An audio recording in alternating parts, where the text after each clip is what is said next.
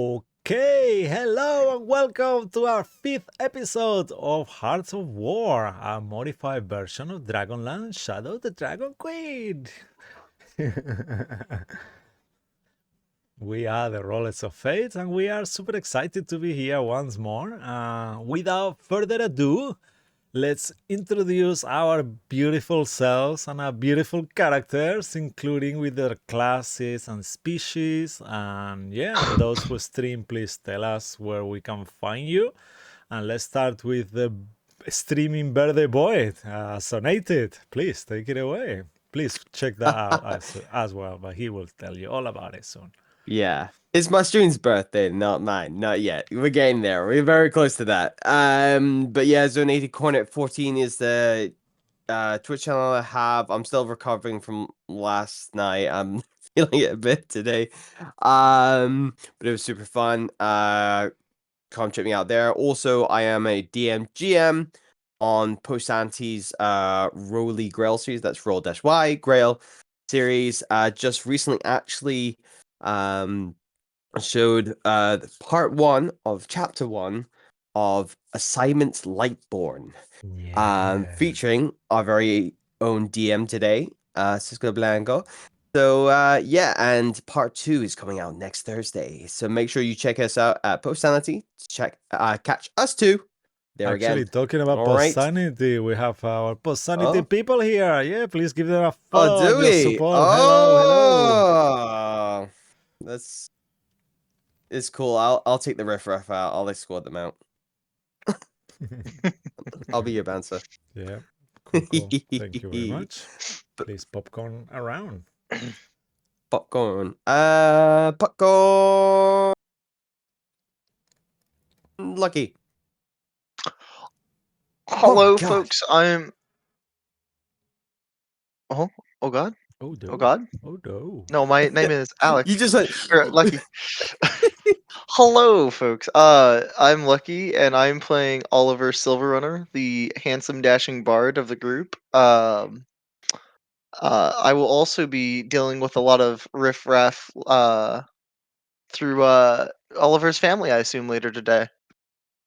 And now on to the oldest, wisest, and probably the third most handsome in the group, Lorendir. Oh, well, I am the dashing of the group. That's the young dashing elf, high elf ranger. I'm Lorander Greenleaf, keeper of the egg. He's a male elf, very wise. And I'll pass it to my cousin, Julia. Well, I'm not your cousin, but thank you, Martin. Yeah, I am playing Tess, who is Lorandir's cousin. She is a half-elf cleric, Tempest Domain, and I will pass it to Knightley. I'm Nightly. I stream on Twitch under the same name, Nightly Spectre. I am playing a Drow half-elf druid.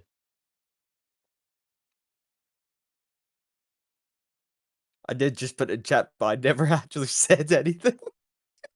Sorry.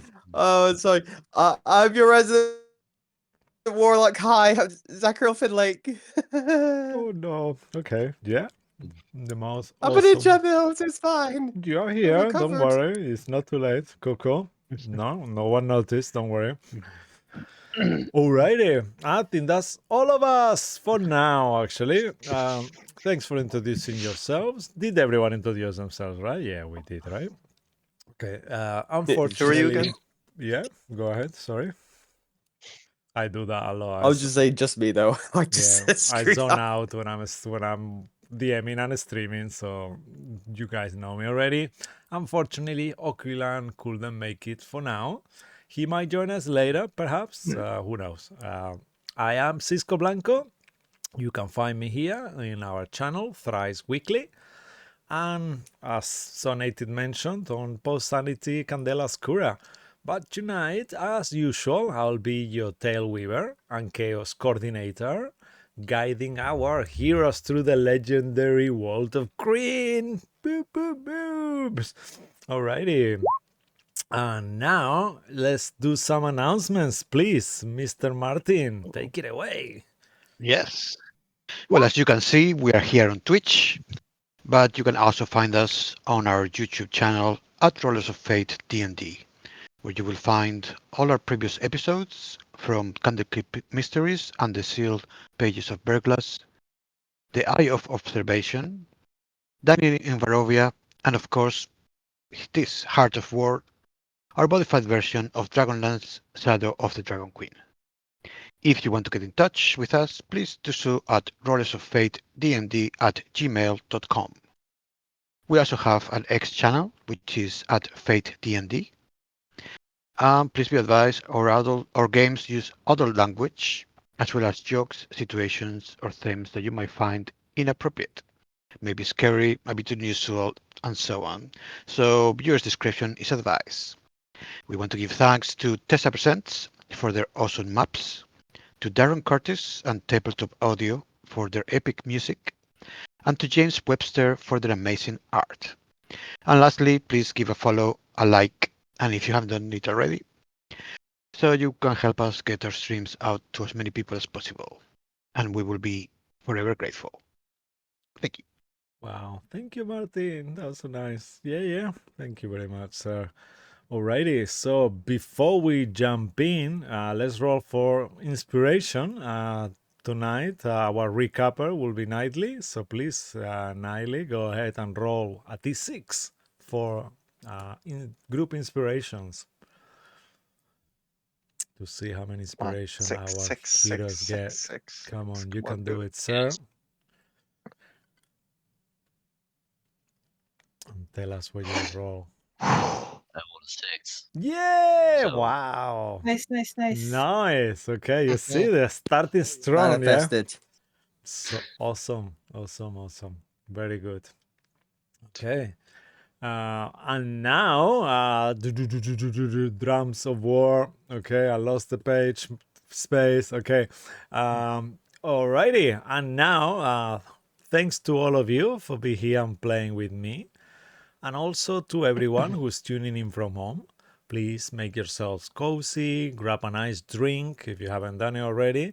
And now let's find out where the drums of war are beating today. So I'll put a little bit of a recap music for you, Nightly, and then you can do the recap as the music starts in 1 second. Okay, I am ready. I definitely have the music ready. Okay, yeah, let's this recap. Yeah, this one. Cool. So please take it away.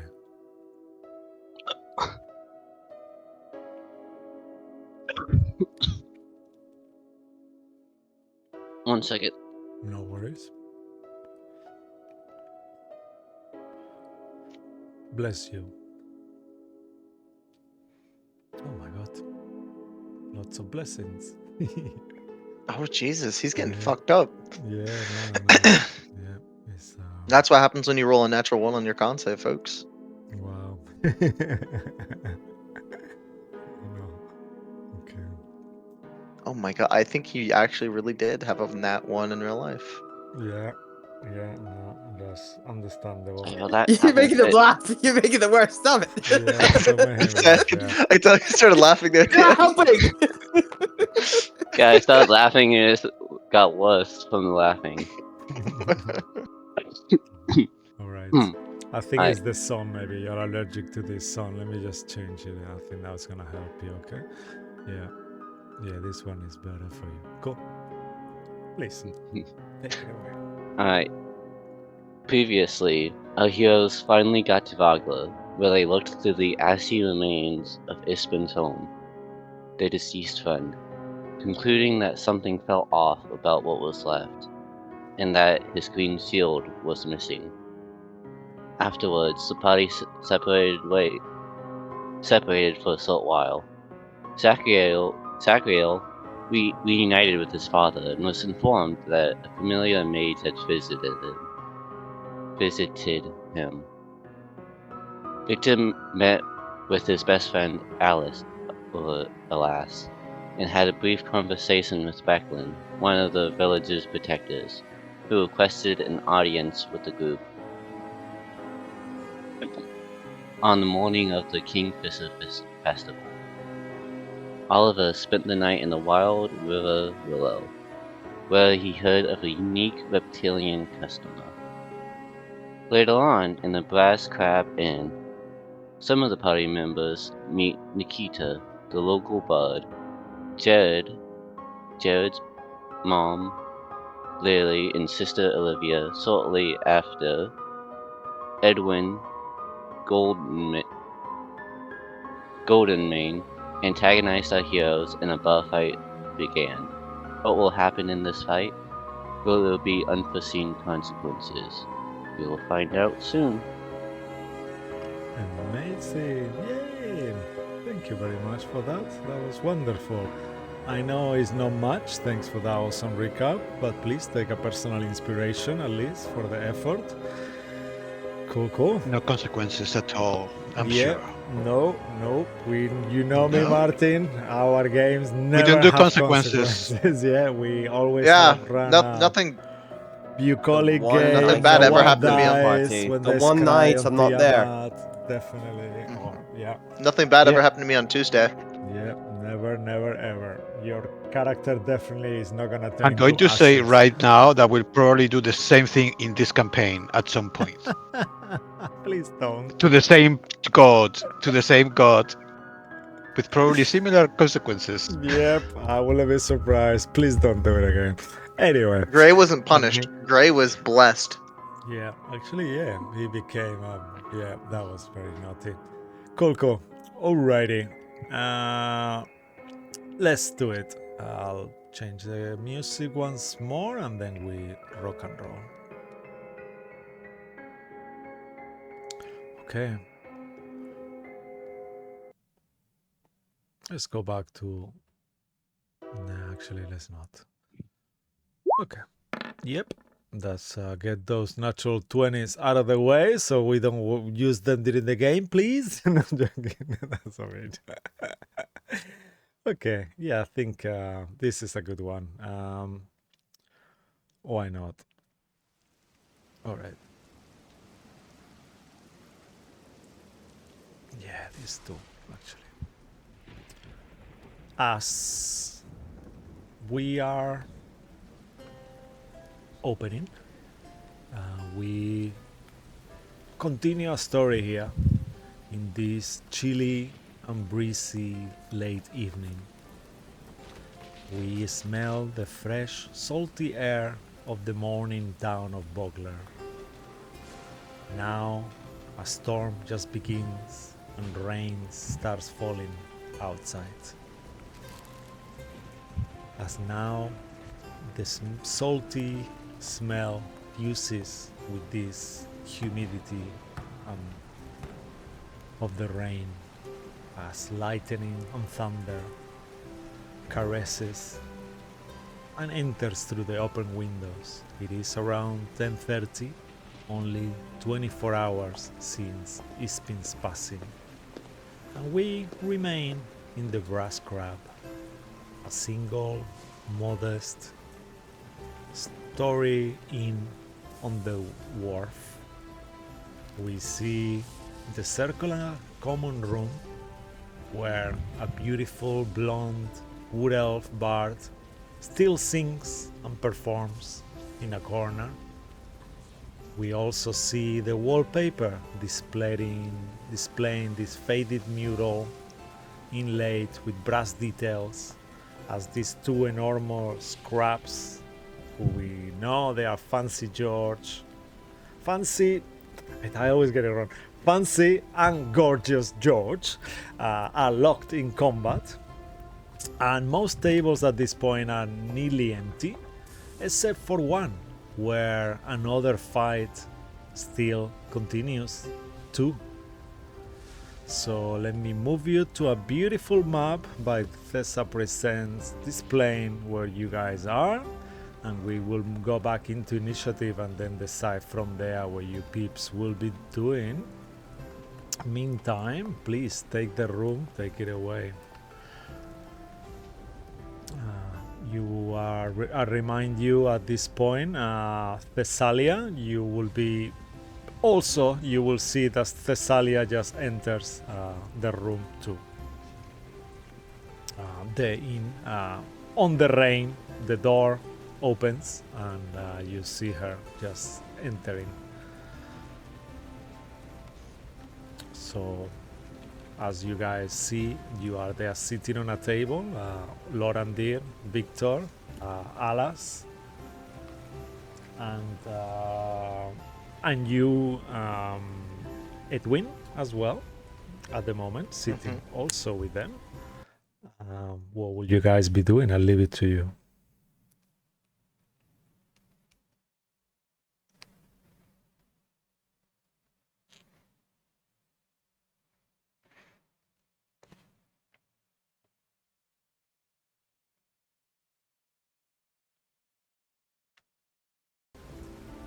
She's gonna just kind of try to assess the situation.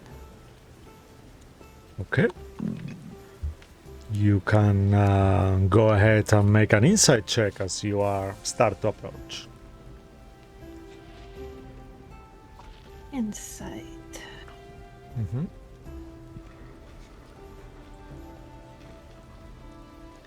That is 24. Okay.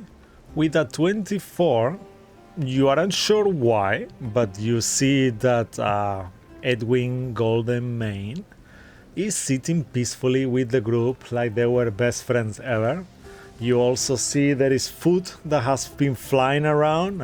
Some of our characters have foods. I believe it was like mini baby pies. They are splat around on the room.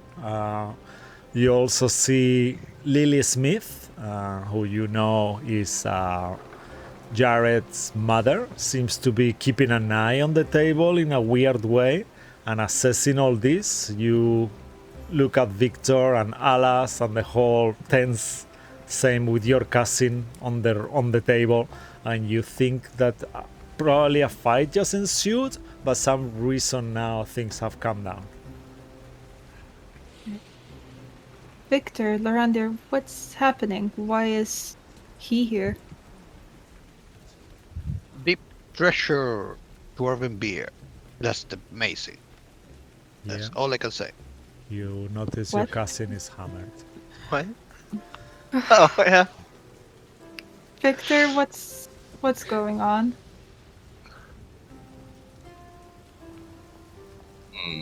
How to explain this? Edwin over here came over and antagonized us a little bit, and the situation got a little heated until I fixed the problem. Of course he did. How? I look at Edwin. What did you do? I might have cast a little spell on him. Edwin, make a wisdom saving throw. As you just hear that someone is casted a spell on you with your army training, you will have disadvantage on this wisdom save, but make it anyway because you are aware that something is trying to enter your mind, and I'm breaking rules a little bit here. What's the save? Yeah, what's the save, Victor? 15. Okay. Oh. You kind of concentrate in your training in the army. You think of all those wars, how creatures have tried to dominate you and enter your mind before. And you feel that you are not under that control any longer. You are completely aware of the situation. I'm gonna, just to be fair, because magic is not a thing in this world, you wouldn't really fully know how it happened. You don't know that you were fully dominated before, or by who, let's put it like that. But he just knows he's upset. But he knows he's back to how it was. And you look around and you see these losers sitting where you are sitting with them, and yeah, the whole thing. He'll still pretend to be calm for that moment. He just wants to listen in at this point. Okay. You can make a. Actually, you're not speaking, so you don't need to do anything. Yeah. If you speak, you'll have to make a deception or performance once if you Yeah. speak. Hearing the words like spells and magic, he's just gonna continue to listen. And Okay. Yeah. I think I should take my cousin back to our grandfather. He might need some rest. Yeah, let's take some beers for the road. I think we'll just we'll see what grandfather has. Okay, it's okay. Oh, he only has that stupid wine, elderberry wine thing that he We'll always try has. some water. We'll try Yeah. some water. you know, we actually have really fine alcohol back at my estate. Lorendir, was it? Deception or performance, Yeah. your choice. Lorandir, you can make an insight check at disadvantage because you're still poisoned. Thessalia and Victor, you can make insight checks straight if you want, please. If you think something is weird on his tone of voice. Well, I feel like I'd probably feel that my magic stopped working. But Yeah, actually, you will know that the spell is no longer working as well. That's good. Persuasion, by the way, Cisco, because he's not lying. Yeah. Okay. Perfect. All right. Okay.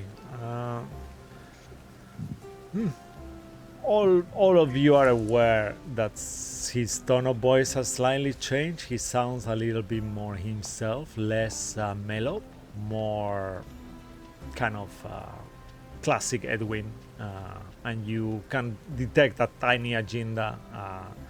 I will say, Victor, you are a bit unsure, but because you know the spell is not there anymore, thus you could detect that he's just like trying you on. He's pissed off, obviously. Also, if you want, Sacriel, we did some rolls last time to see if you were here. You know I like rolls, but I love a story more. So if you want to be entering through the door right now, you could be.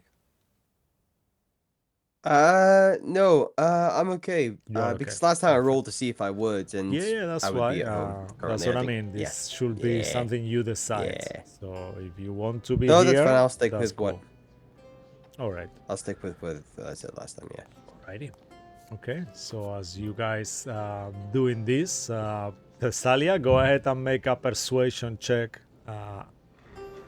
at disadvantage to convince your cousin to leave, because he seems to be having a party on his own here, and the cheap wine that well, not cheap, but the wine that you have at home is not convincing him. Thessalia isn't gonna try and convince him. Okay. She's gonna say, I'm really sorry. I know you're older than me. And she's just gonna grab him with her brute strength Oh my. and drag him out. Wow. Victor, If only did, Oliver was did there. he pay for everything? I do not think so, but I can handle it.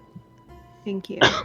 Okay. Maybe you should join us, she says as she glances, like just stares at Edwin. Lorandir, You could join too. are you No, resisting? no, she's not asking She's not asking Edwin. She's telling Victor. I know he's just trying to convince you. You guys still just. You could join. We're okay. Thanks. Come on. Yeah, I'll come. Lorandir, are you You'll just resisting your cousin? No, I don't want to hurt her. So it's like, All right. You mean you I'm don't want to get hurt stronger by than the you. I'm brute? drunk. I think I can do it, but it's like Before they go, Mm-hmm. Edwin will whisper into Lorendir's ear, if you ever want really fine alcohol, the Golden Mane Estate, up in the Northwest District. Can't miss it.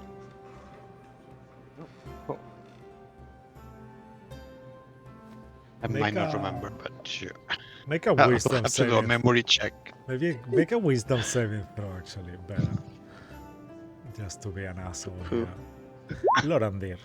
Okay, no, that is Oh. fine. Sounds tempting, but you feel the grasp of your cousin just literally like, like a cartoon, like you just moved out of the scene, literally.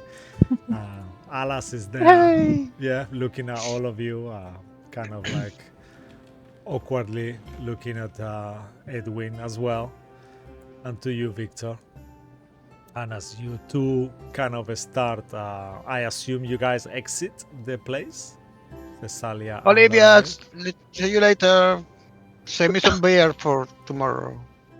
Okay, see you later, guys. Alas will say. Before I start to leave, I'll kind of Oh, lean really? down and As you see, he's kind of like drinking his beer too. and I'll just speak to him and say, "You can stay or you can leave. I don't care. Just remember, we agreed. One drink." Oh, okay, yeah, this Underdarker is so good though. And he looks towards you, Edwin. But yeah, I think we are all leaving. And he shrugs his shoulders awkwardly, looks towards you, Victor, sees the situation, and Edwin there, and he's like, okay, yeah, no, I'll go as well. I don't want Becklin to worry. It is past my bedtime. I'm gonna have to be helping her with the preparations for the funeral tomorrow. So, yeah. Should we do? I just don't want to impose anything, but I'm gonna give Alas an accent. I was thinking about it actually. So from now on, if he's gonna have more like a Russian accent, something like this, like a fantasy Russian, just to make him more recognizable. So let's go, Victor. Then, okay. And he realized that as Victor kind of had a big sip of his drink and he's kind of gone the wrong place. He kind of like stands up, look towards you. All right, Edwin. See you soon around. Okay. It was nice hanging out with you.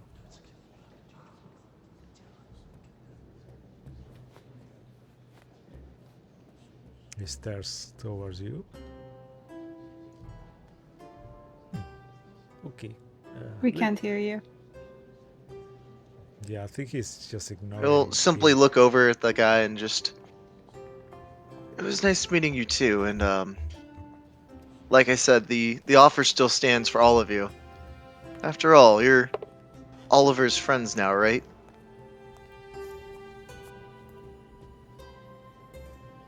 Yes, he's a good guy, Oliver. He's a good Oh friend yeah, of and yours, Victor. Tess. Oh yeah, he is after all my brother. Tess, sorry about the misinformation last time. You know, even I can be wrong every once in a while. Yep. And he'll go back to sipping his drinks. He'll look at the other knights that he's with, Yeah, you whisper a see few them. words to them, and go back to drinking. Yeah, you see them. They are still having the party of their own. They are starting to get quite loud. Their voices kind of resonate. You see that Lily and Olivia shake their head. The Bart is already at this point packing and starting to kind of like grab her instrument. I believe we said it was. I'll leave it to you, David. What was intonated? Which instrument was she playing? Oh, like just like the one in the picture. She's got her own kind of loop. Yeah, that's it. I'm gonna make a note. Okay. Is she doing anything apart from packing? Is she interacting with anyone in the bar, in the inn, or anything? I mean, she had a bit of an embarrassing. I remember rolling last time, and it wasn't exactly Feeling the kind of pressure, the tough crowd. Let's see if she can. I roll to see if she Of makes a course, comeback. yes. That will have been like an overall roll. So because The he's gonna opener wasn't take great, but let's see if the main attraction works. yeah, I mean, just roll at advantage because this will be taking over a long period of time. So roll Yeah, twice she's and take the maybe a bit highest. warmed up now. Yeah. Yeah. Let's go. I remember saying that she had a plus 8 to the roll. If that's correct. Oh my god, that was almost in that 20, and then with advantage. Okay, yeah. Okay. Yeah, I feel like she's warmed up a bit. Kind of feeling the mood of the place as the it gets a bit more rowdy in here. I think she kind of finally kind of tunes to the vibe of the crowd and picks up something bit not melodical, something a bit more like kind of high pace. Amazing. Kind of yeah. Yeah, and she performs Strong away. beautifully. Yeah. You know, going at it. Yeah, really good. Amazing. Proud of herself. She keeps packing her single chair once more, doing too many movements considering it's only just to pick up the chair. She's kind of like cleaning it around, looking around, twirling, swirling, fixing her clothes, fixing her hair, and then she takes her lute and start approaching the barmaid, who is the owner as well, who is there with Lily. She has a conversation with her and gets some payment, and I assume she exits as well at the same time that you all exit, as Edwin stays there. Alas will grab Victor. All right, let's go. And you guys, at this point, Lorandir and Thessalia, you will have probably left already, so it's raining quite profusely outside. Where do you guys go?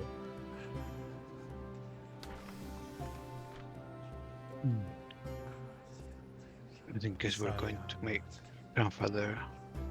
Yeah, to Yeah. To your Is this like your god's doing? Like maybe, what's going on? maybe. I don't know, but it's nice.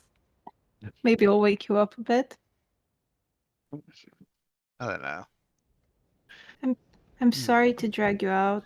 It's just Edwin, he's not good news. It's fine. They weren't giving me any more beer, so I might as well. I think.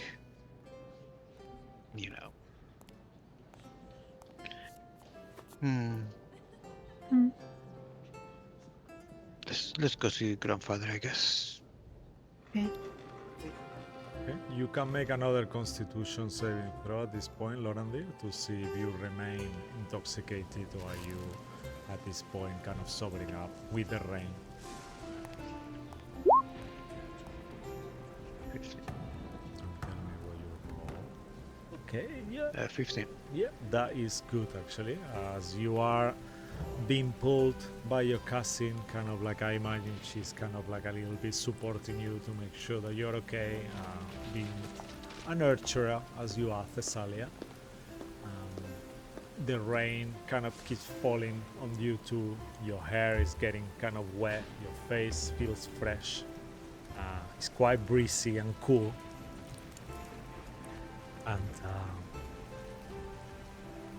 And you are sobering up and you feel much almost back to normal as you start walking and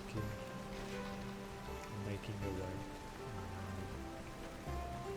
My mic keeps dropping volume. It's really frustrating. I hear it on the stream. I put it up and then it goes up and then it drops back down again. I don't know what to do about it. Well, it's It could fine. be your Yeah, what can I do actually? Yeah, in OBS is on maximum volume. Yeah, okay, it's fine. Let's forget about it. We'll figure it out. Yeah, we'll figure it out. Okay. Okay, and as you guys start making your way, I will display we are going to Thessalia's place or to Lorandir's place? Reindeers. Lorandir's. Okay, Yeah. perfect. So as we start walking through the streets, you pass by, start taking the little side streets, approaching slowly towards the house, towards Farandir's Muntri's house. On the distance, you start to see the house. How does it look like? Please, Martin, if you could describe for us what we see as we approaching your grandfather's place. We've got like tops of trees outside, like a little mini park. Just there. Behind is just a large wooden, not quite a mansion, but just a large house. It's quite old. You can see that it's been repaired many times and it's been there for a long time, so it's been improved, and maybe it was probably one story when it was built and now it's 2 stories, so they added a story and then they added 2 at the back, so it's got lots of extras, but it looks nice. It's just humble, but large at the same time. Yeah, I will imagine Functional. the garden being perfect as that's something probably your grandfather will look after quite a bit, will he? Yeah, I mean, if not, I'd probably do it myself when I come to see him. But yeah, he's quite good at it as well. He's just getting on a bit these days. Another question. Will your grandfather be still up? It's around 11 o'clock in the evening at this point. Yeah, I mean, we don't sleep, so Yeah, of course. even if he isn't, he would be ready. But I did send a message that I would be coming, so he might be Yeah. waiting. Yes, amazing. He will be. As you start entering the house, you smell some kind of freshly prepared, whatever your favorite food will be, Lorandir, that your grandfather is preparing for you, awaiting for your arrival. Some celebratory, not a lot, but a little meal. I'm going to tell Thessalia, like, I would probably should have eaten this before going drinking. I just realized. That would have been a good idea. Yeah. But go in, Well- eat, send him my regards. I'm gonna go home Oh, and Are I'll you sure you don't want to? It's really delicious too. I'll be okay. He's been waiting for you. Just spend some Okay. time together. Have Sure, a good I'll see night. you in the morning then. Yep. Rest well. And I'll go in. And you depart. And as you leave Thessalia, we'll stay with Lorandir. As you enter Lorandir, towards the kitchen area where there is the dining table, you see your grandpa with some cooking apron on, bubbling pot and a stew of some sort kind of boiling in there. As he turns around, how does he look like as we see him, even though he's in the picture there for us? Will Yeah, you he's help just us an as well? older elf, quite slim.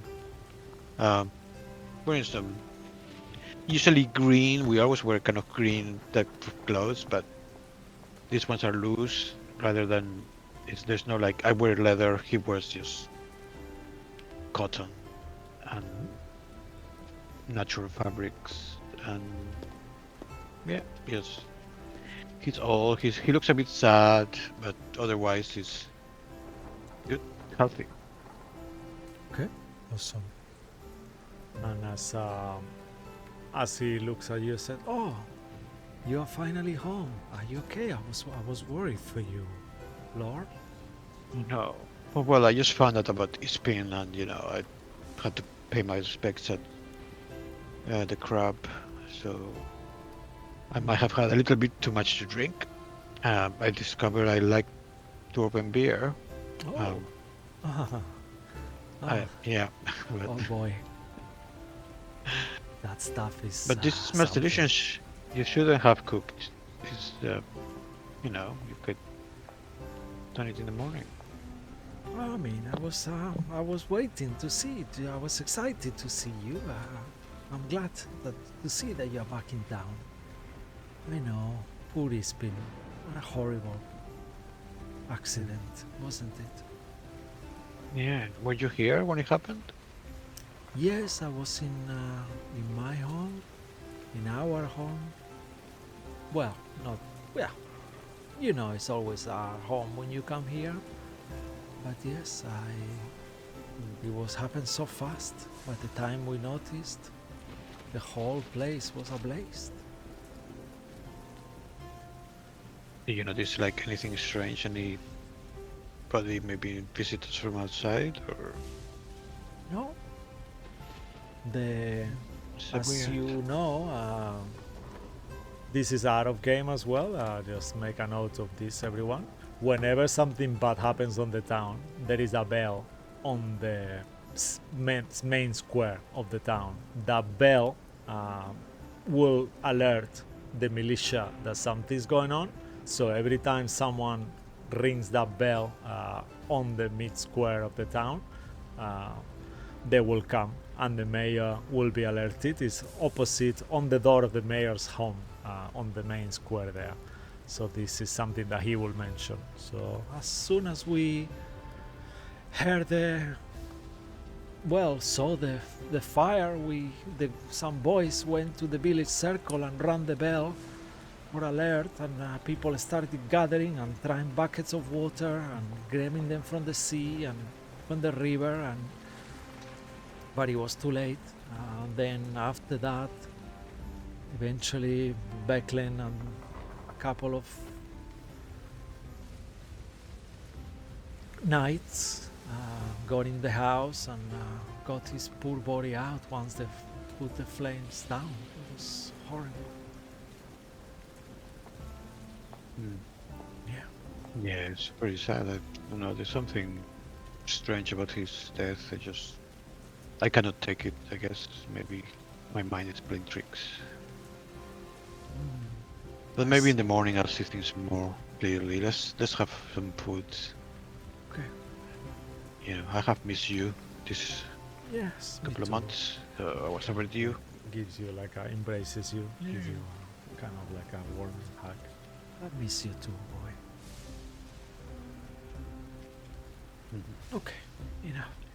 Let's not get sad tonight. Ispin will want us to celebrate. You know how excited he will be about the Kingfisher Festival. It meant a lot to him every year. The food is delicious. Roll a d4. This will be temporary hit points that you will be gathering for 24 hours. Loradil. Wow.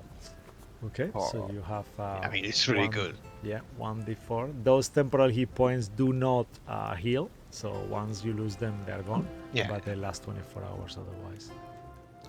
Yeah, and it's amazing. Tell us what it is, if you don't mind. Actually, it's so much expectation. I'm really looking forward to. It's just a stew, you know, very basic potatoes and carrots and lots of vegetables with a little bit of whatever meat is available at the time. You can make it with rabbit. You can make it with, you know, if there's a stag or a boar, whatever meat is. It's like a very slow cooked, so whatever meat it is going to be very soft. Okay. And Yeah. it's delicious. You usually eat it with bread, which is freshly baked, probably next to it, the stew. Alright. So Amazing. very good. Yeah. Maybe a bit heavy for dinner, but you know we don't sleep, so it's fine. Yeah, that's a good point. It is delicious. I'll tell you what is not. It's definitely not boar, as you thought about it, as you know me. But sure, nice rabbit. Oh, are you sure? Because there's a lot of boars, and you know my Rabbit, grandfather is no. really good at hunting them. Okay. Okay, yeah, it's a delicious meal, and I imagine you guys share stories as the rain keeps falling on outside. Tell him everything that has been happening for the night. Yeah, I mean, I will asking about what happened to us in the roads. I describe these people that I had never seen before. Maybe he's lived like I don't know, 400, 500 years more than me. Maybe he knows about the Dragonlance. Okay. So describe these people. They So look like dragons, but they're people, but they have scales. And I'll describe the two. okay. All right. So let's do something. Why don't you roll a d20? We'll add, let's say, we'll add a. Yeah. It's one. Yeah. He looks at you. Dragonels? I don't actually think. But I don't know I that. Yeah. They just maybe come from abroad because they never seen people like that before. Yeah. They're, scaly, but yeah, they had wings. One of them had wings. I've heard yeah. these stories of those such creatures. I think they are. I'm not sure. To be honest with you, a lot of them. Okay, I mean, we'll probably find out eventually if they're around.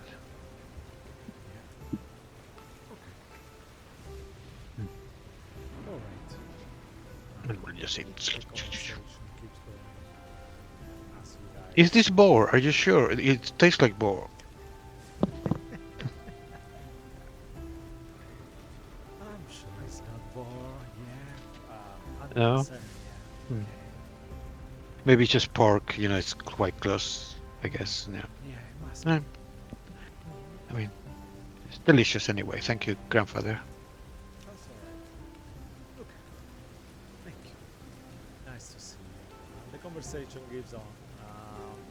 Let's go back to our old initiative actually, or let's roll a new one actually. Why don't you all? Well, not you, Lorandir. Why don't you guys roll a d20 for me?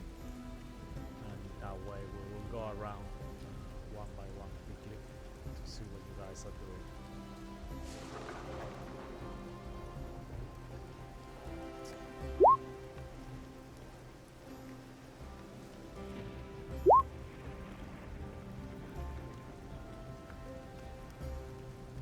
Okay. Victor, if you unzonated, oh wow, okay.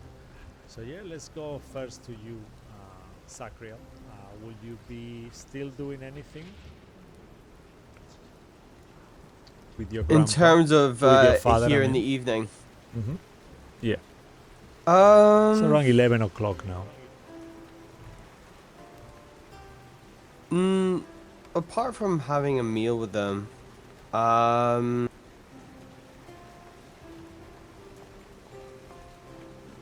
I think actually Zako goes for an early night, but he doesn't go to sleep right away. He kind of lays in bed for a while, thinking about Ispin. Having looked through his house, considered the people he knew, and kind of the suspicious circumstances around it. And I think he doesn't fall asleep right away because he's kind of overthinking quite a lot, but eventually he gets tired enough that he kind of, without realizing it, falls asleep. Yeah. Okay.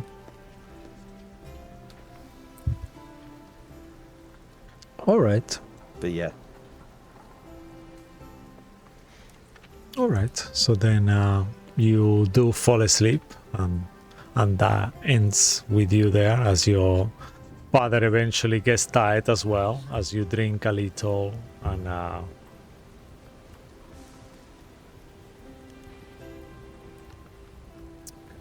amazing. After you, we'll go back to Victor, and then we'll move to you, Oliver, and end with you, Thessalia. Also, Jared will stay. Surprisingly, he will eventually will go to his own home and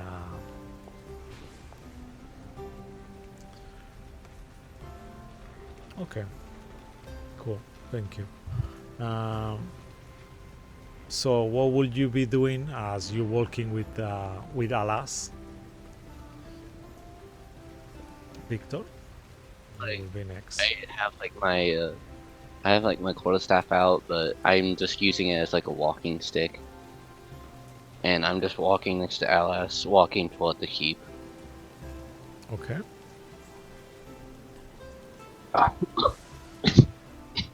Will you be going back to your home or yeah, I'm sorry guys if you're watching, I'm fixing my sound.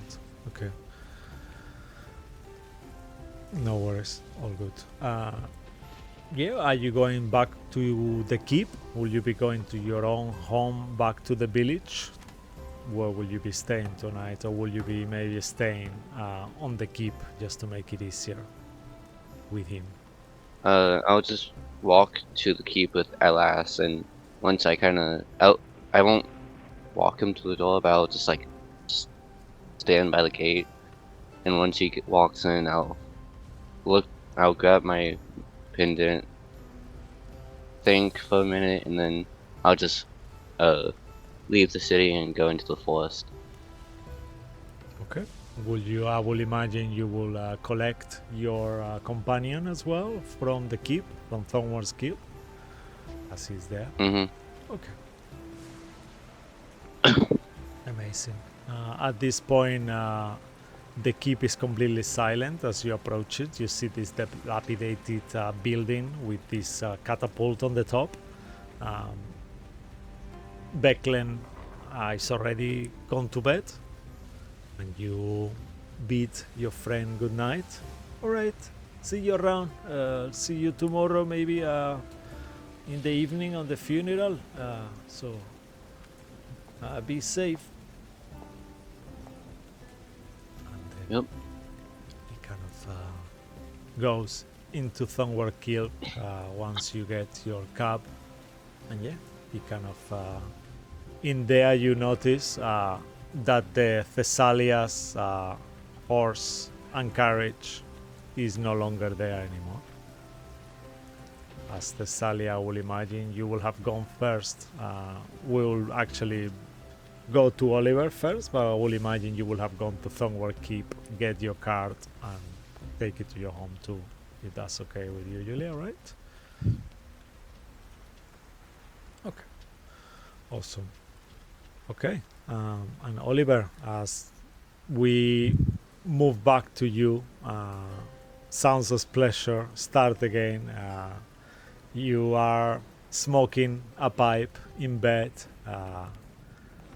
thin blanket over you, laying together with seahorse, sea cucumber seahorse. It's not seahorse, that's a different one. Damn it. Okay, yeah, and the beautiful girl that you are with. Yeah, what will you be doing, if anything else? Imagine Oliver's probably just shirtless at this point. He's grabbing like the white silk shirt and like tucking it up back on, and he'll look at her and just say, "Next time, take it a little bit easier on me, if you don't mind." And he'll grab he'll walk out the door and he'll call out to Diamond and "Hey, are those things that I asked for? Are they ready?" Oh yes, Diamond, and will, well, once you kind of fully got ready and everything, she will enter the room as well. And yes, you wanted your flowers, right? And yeah, here they Yes. are. Yeah, and everything is Perfect. paid for. Yeah, you see Diamond here as well, the beautiful dwarven girl, kind of a little bit bigger, less, more curvy, shall we say. If you ever need more gold, be sure to send me one of those ravens, okay?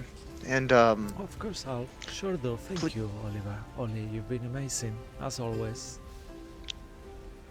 and just be careful of those that lizard folk, man, you saw. We don't know if they're going to be trouble yet, but any information on them or about the Shadow Queen is appreciated. The who? She says when you say the Shadow Queen, even though you explained her already today. Oh, earlier. let's just make it simple. Anything about if you hear anything about the forces of Taman Busik or anything like that, the such, Okay. just information that you feel could be useful to me or my family. In the meantime, I think I've got to go. And then, if you don't mind, Cisco, Okay. for the weather, would it be cloudy or close to rainy yet? Yeah, well, it will be raining where you are, but if you want, there is a way for you to protect the flowers. That doesn't mean anything.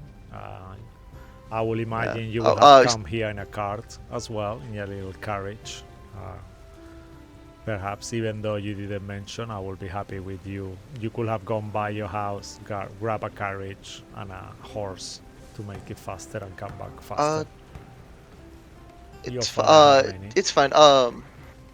Yeah, he'll use that. But there's one stop he wants to make. He'll go out to the woods when he was a kid, and even if it's pouring rain, he'll stick the flowers inside of his jacket, and he'll just stand in the rain, and he'll stay there and wait. Who knows for what? But he'll just stay out in the rain. Okay.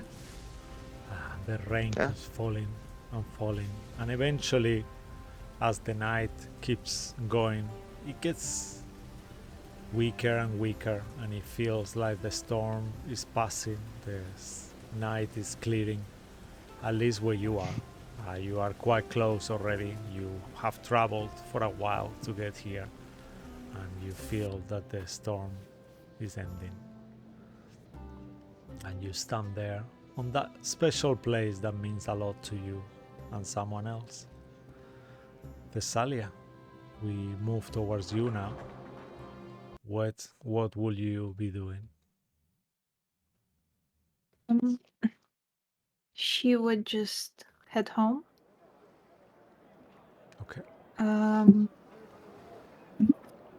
Yeah, I guess she'd get the horse. I would imagine she took the horse petal back earlier in the day and then just walked to the brass crab.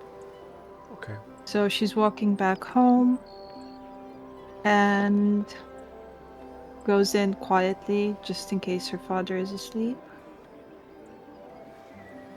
Okay, perfect. Same as you know your father, even though he doesn't sleep, he likes to go to rest early. You also know that your brother is in town. Last week we were discussing that your brother doesn't always necessarily lives in town. He comes and goes. He's with the Ironclad Regiment at the moment, and he's helping them out.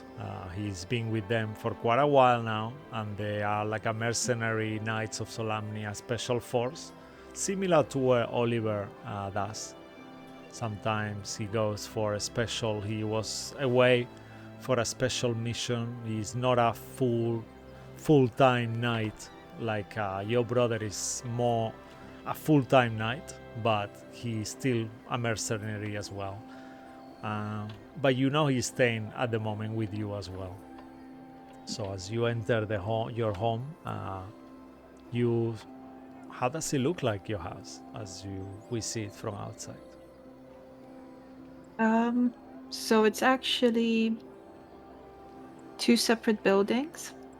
The first one is decently sized. You go in, it's a long hallway, and on the right it's her father's office, and on the left side of the hallway it's kind of like a small infirmary with a few beds, not too many, kind of modest. And at the back of the garden it's their actual home. Just simple, 3 bedrooms, a kitchen. There's a small stable for Petal, and at the back of the house. It's kind of a small prayer room. Okay. That sounds wonderful. Okay, as you enter as well, you see who will be up. Let's roll a d, really roll a d2 or d4 on a 1 and a 2. It will be your brother. Or on a 3 and a 4, it will be your father. Okay. One. So, so you will, as you start entering the house, you will go towards the living area, I will imagine first, right? Yeah. And you hear the crackling fire, and you see the boots of your brother. How, as even though the picture is there, could you give us a further description, if you're okay with it, of how he looks like, as we see him Yep. there laying on the couch with the book on his hands? Yeah, as you can see, he's a young half elf. Looks about 25. White hair, like their father, and blue eyes. I would imagine he doesn't have his armor on, but usually he has the Knights of Solamnia armor.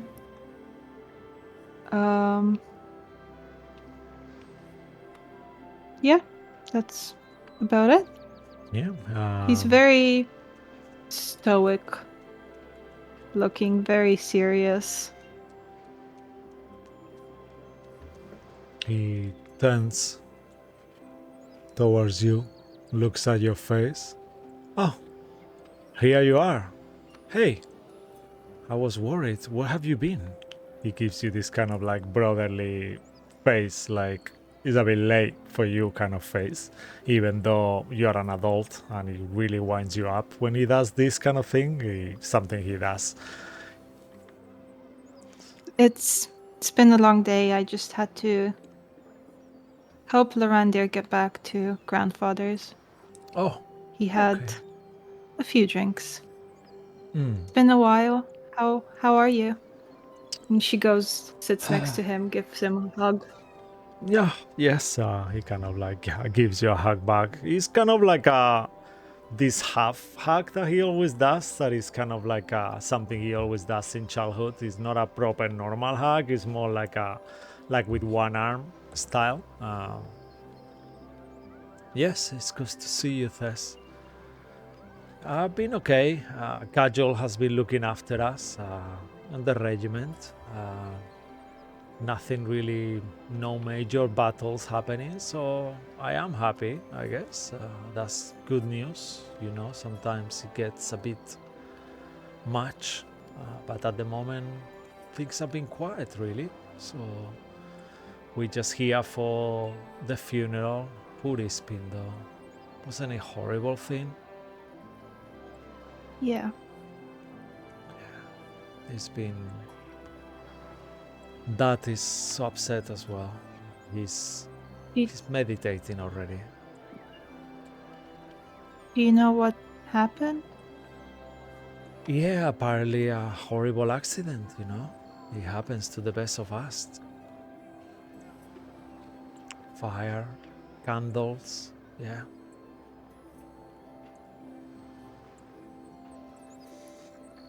You know? Yeah. It's been unfortunate.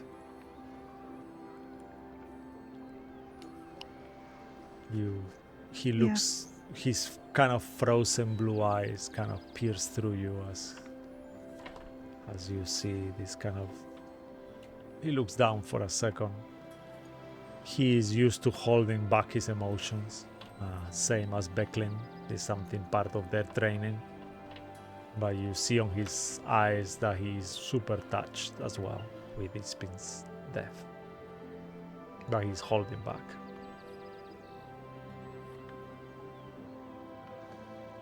It just... We She had... looks down. She doesn't really know what to say. We had to take the body out, you know. We did it. You did. Yeah, few of us did. Go through all the debris. I couldn't stop thinking of Fenran. Yeah. It was... It's been like that all day. Keep thinking about him. Me Just- too. A lot of things happened these past few days, and she's gonna tell him everything that happened Whiskey? from the dreams, the vision. Okay, you noticed then at this point that you hadn't noticed straight away how strongly his breath smells of alcohol, and then you notice on the table there is like a half empty bottle of whiskey and a shot glass next to it. Okay. An empty glass too, as well there, remains with a tiny bit of liquid inside. So you gather him and your dad were drinking before your dad went. Whiskey? Okay. I'm okay. He pours You know I don't one for drink. himself. Poof, drinks it all. I know. I shouldn't really be drinking. It's not really part of our training, but here I am. Maybe just for tonight, that's okay. I know that's not what he knows that's not what you mean, but he pours you whiskey and gives it to you. Just one. To Ispin. Do a spin. Quick. And I won't be asking you for any saves. It's just one shot, even though you're not Oh. used to it.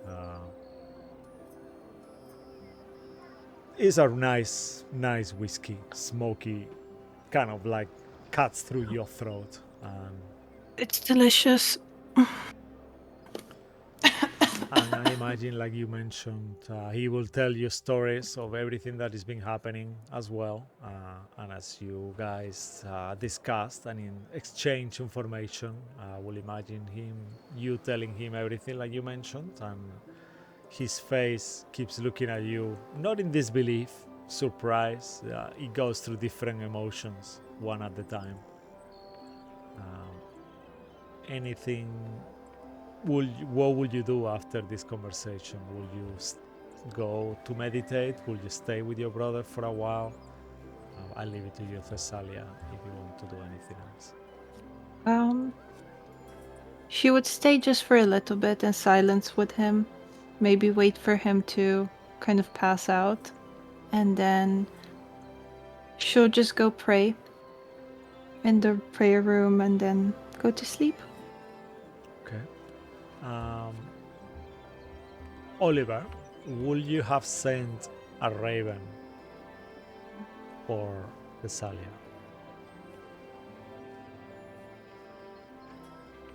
No, he's just gonna stay out there in the rain for a while, and he'll stay underneath the cover of a tree. But I imagine like every once in a while, like some of the leaves will just continuously just drip Yeah. onto his head, and he'll sit there with his hat, and he'll pull it down over his head, covering his eyes, and he'll just kind of keep sitting there. All right. The rain stops completely, and as you're standing there after a couple of hours, it starts to wander in your mind. Should you still be there? It's getting cold, but there is no one to be seen. You utter your prayer, Thessalia, in the meantime, as every night, and once more even pray yourself that you will not be going back to the same nightmare once more. All of you in the back of your minds, as you all, each of you, finding yourself at rest, hope that you will not be dreaming tonight, that it will be a good night.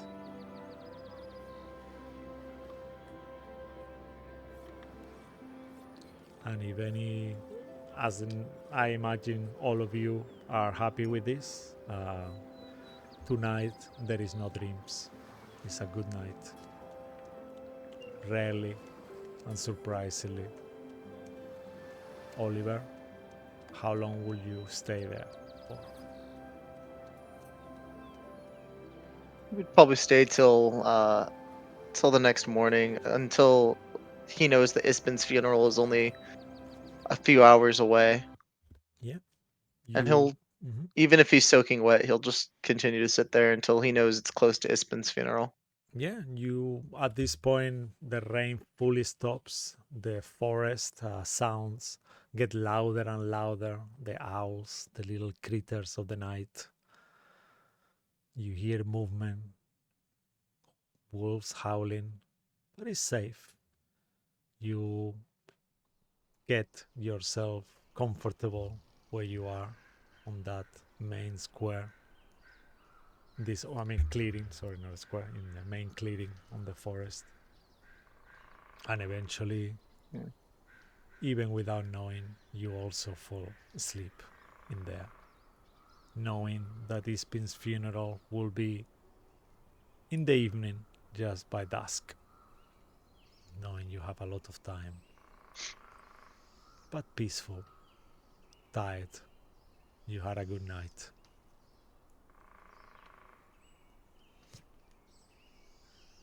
Okay.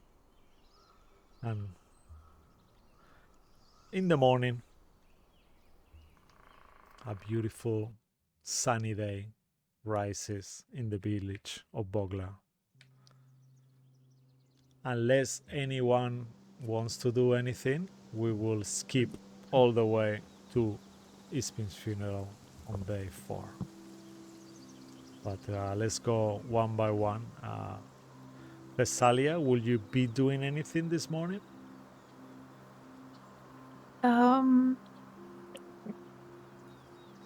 Your father, Can I make a fate roll, of please? course. Mhm.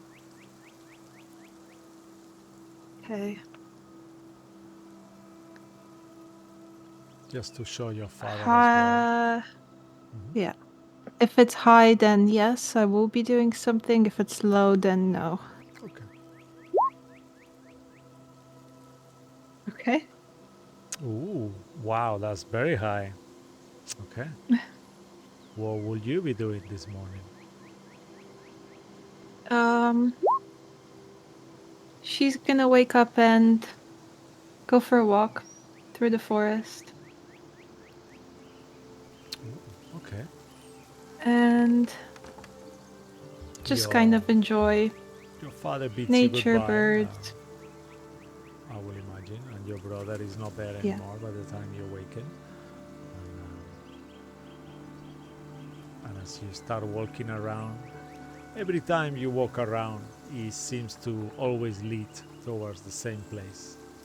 That Yep. place where you once met a young boy. Why don't you walk us through that memory together, actually? If you guys are okay with this, as this happening in Thessalia's mind, why don't you two and Lucky tell us the story of how you met, actually? Will you guys feel comfortable with that? Yeah, Yeah. I'll let Tess go first if she wants. Okay. Yeah, she's walking through the forest. She remembers that time she was walking the same path and she saw this young boy just laying on the ground, staring up at the sky, and he was full of cuts and bruises. And she remembers him crying and worried to just see a small child there. She kind of approaches and looks down at him in worry and asks him if he's hurt, why he's there, and if he's okay.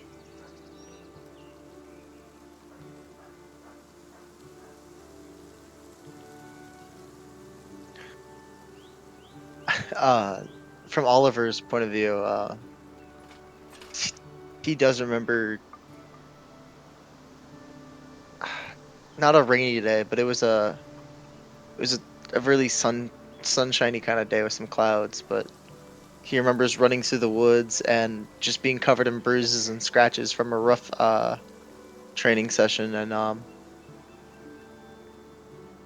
he just remembers being exhausted, laying out in the woods with he would lie and say it wasn't tears running down his face, but just sweat dripping down. Um, but he does remember a young half elf girl walking up to him, asking him why he was crying.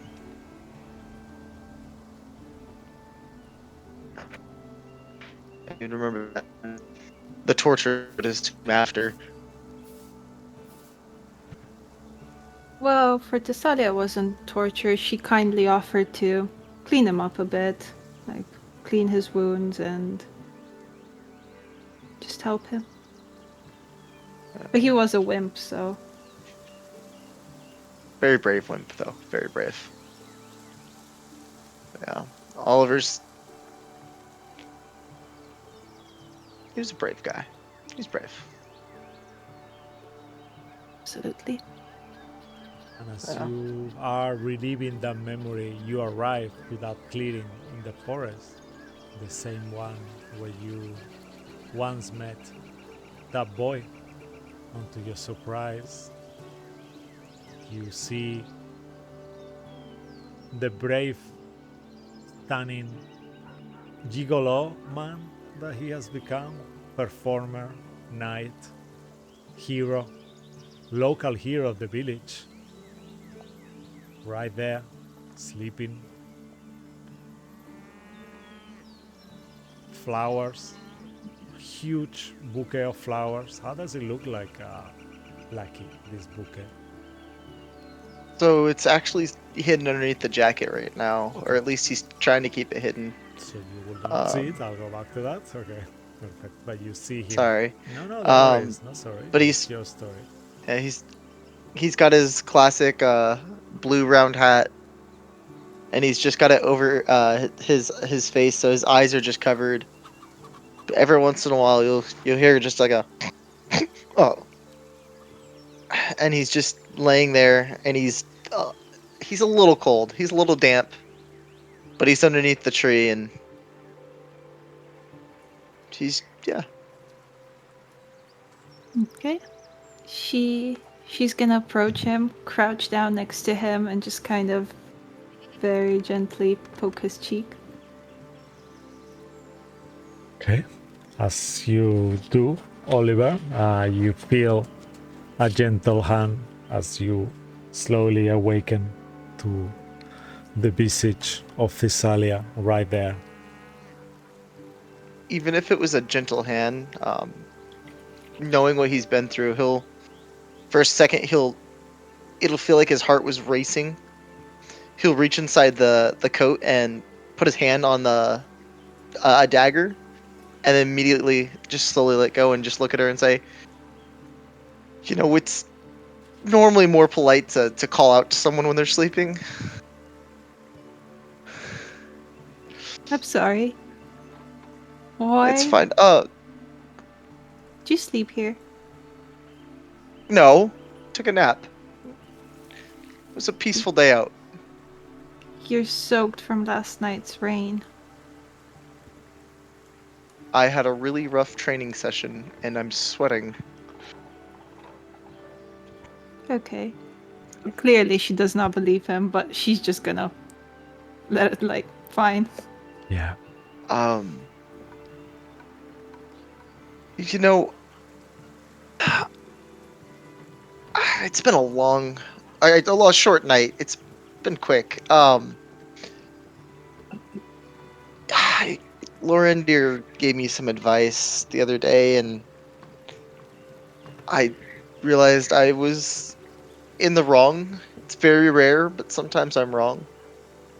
And I'm sorry that I didn't tell you anything. and I have my reasons, and I'm not sure I'm ready to talk about it today, but I do know that Lorendir is usually right, and that I should have said I'm sorry at least. I also got these, if you remember what you gave me, and he'll pull out the bouquet. I was gonna give them to Ispin's funeral, but I figured maybe it's better coming from you. Hmm? And it's a bouquet of zinnia flowers. Uh, you should probably give these to Ispin's funeral. I mean, it's not gonna look good as a guy if I give them. I'm sure it's fine. Yeah. No, it's gonna ruin my masculine look carrying a bouquet of flowers. Come on, have some mercy on me. I don't know how Zachriel and Victor will look at me. Already know Lorendir thinks I'm a very masculine hero, and I just don't want the others, especially Jared. That he might think I'm a wimp. Yeah, he probably would. Yeah. Um, and thank you for saying that. I'm sorry I punched you. I know you had your reasons, and you don't have to tell me. I understand. I'm sorry you punched me too, by the way. That really fucking hurt. You did. Hmm. Yeah, Yeah. I was hoping it would. I shouldn't have, but felt good.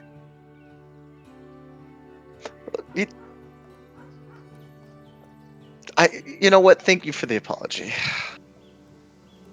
Oh, I'm gonna need another outfit after this. Yeah. But we should probably start heading Ispin's funerals in the next few hours. Should get dry after your training session and maybe get changed, get some food. Yeah. Um. Yeah.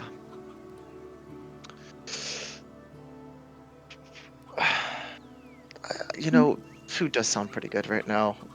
You know, I know a pretty good seafood place, and I'm pretty sure we could get a discount because we're friends with the guy. Sounds good.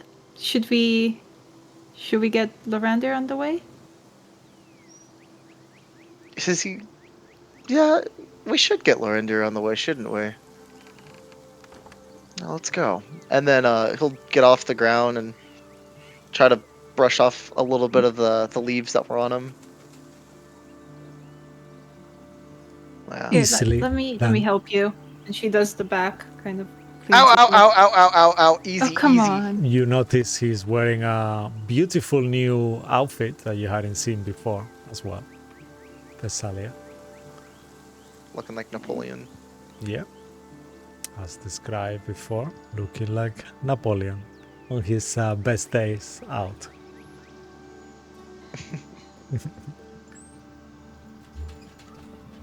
And you both stand up carrying your flowers and start making your way towards Lorandir's. Meantime, will anyone else like to do anything? Otherwise, we can reunite all together on the fishbowl, where I imagine you will be gathering, the other very well-known fish restaurant inn, if you guys are okay with that. I do have something I would like to do. Okay, so please, let's... I don't know if Victor had his hand up first. No, whoever of you Is it Victor two, you want? I'll let you to decide. Well, I don't care. Okay, I don't alright. care who this was. all Okay, right. so- In that case, Brownies. so... I'll probably get up very early Okay, in the morning, even earlier than my dad. okay. And I would like to get to as close as I can to militia encampment outside the city. Okay. To where the I ironclad need. regiment is. I Okay. just want to see who's there and what's going on. Just a general. Okay. Just based on some of the things I found, and I just want to just see what I see. I don't know what exactly I'm looking for, but I'm looking something just maybe that's not supposed to be there. All right. Okay. As you kind of start leaving the village, you pass by Thornwell Keep, leave through the river gate, and keep walking towards the high hill that's close by there. You know that's where the ironclad regiment are stationed at the moment. You hear weapons clinking. Some kind of training is going on. It's early in the morning, and the knights and mercenaries are training in there. As you are approaching, you spot Kenrick. Is that how you pronounce his name? Kenrick, right? Or Kenrek, actually, Julia? I always forget. Yes, Kenrick. Kenrick, yeah. So you see Yeah. Kenrick that you recognize being Thessalia's brother. You also unusually Would I know that at this time? Because I haven't met them together. let's say because you are from the same village, even though you don't really, you might not know him really that True, actually, but true. you know True, who very he true. is. Yeah. Kind of like saying, okay, Yeah. yeah, that's the Yeah. brother of this one, you know. Just like don't know him very well. yeah, Yeah. Yeah. You also see leading this training. There is ogres, a couple of ogres there. There is some humans. There is some elves, all dressed up as knights of Solamnia with their metal armor, horned helm, and also you recognize this woman who you've met through Ispin stories and have seen before as well. Kajol, Ironmere.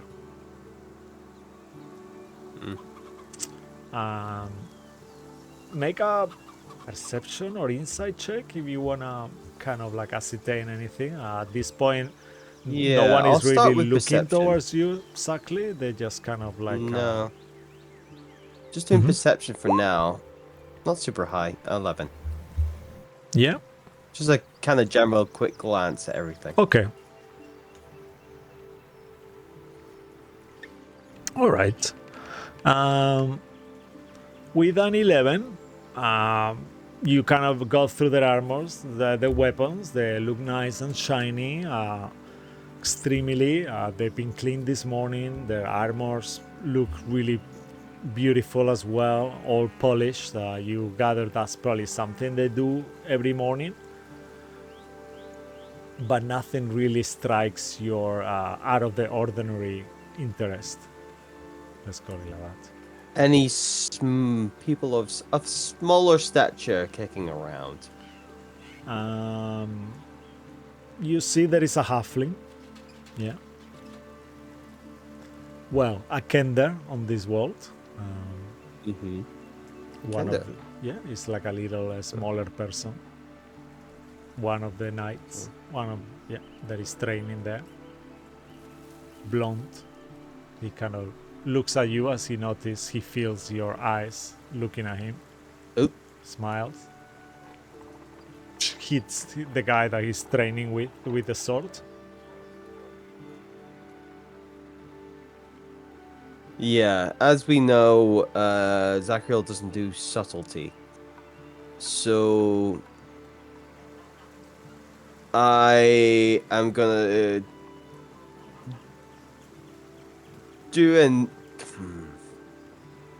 I'm gonna do an insight before I start a conversation. Okay. Yeah, he doesn't stop training. He's just staring at you kind of awkwardly at this point.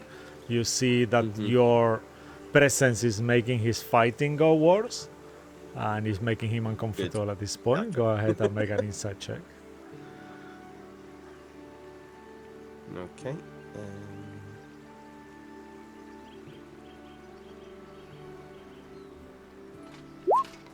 18. Okay, what are you exactly looking for? I'm looking for even though I'm making him put him off his game a bit. Is there a reason why him being stared at by an individual? Is there something? Because I am personally based on the tracks I have found, one small, one very tall, obviously, and they all kind of leather armor. I'm heavy armor. Obviously there's a lot of ogres. I don't think it's them, but I'm kind of, since there's less small people, I'm kind of seeing. Is there something about this individual? Like, do they feel like they're kind of? Why are they so uncomfortable being watched Okay. at a training?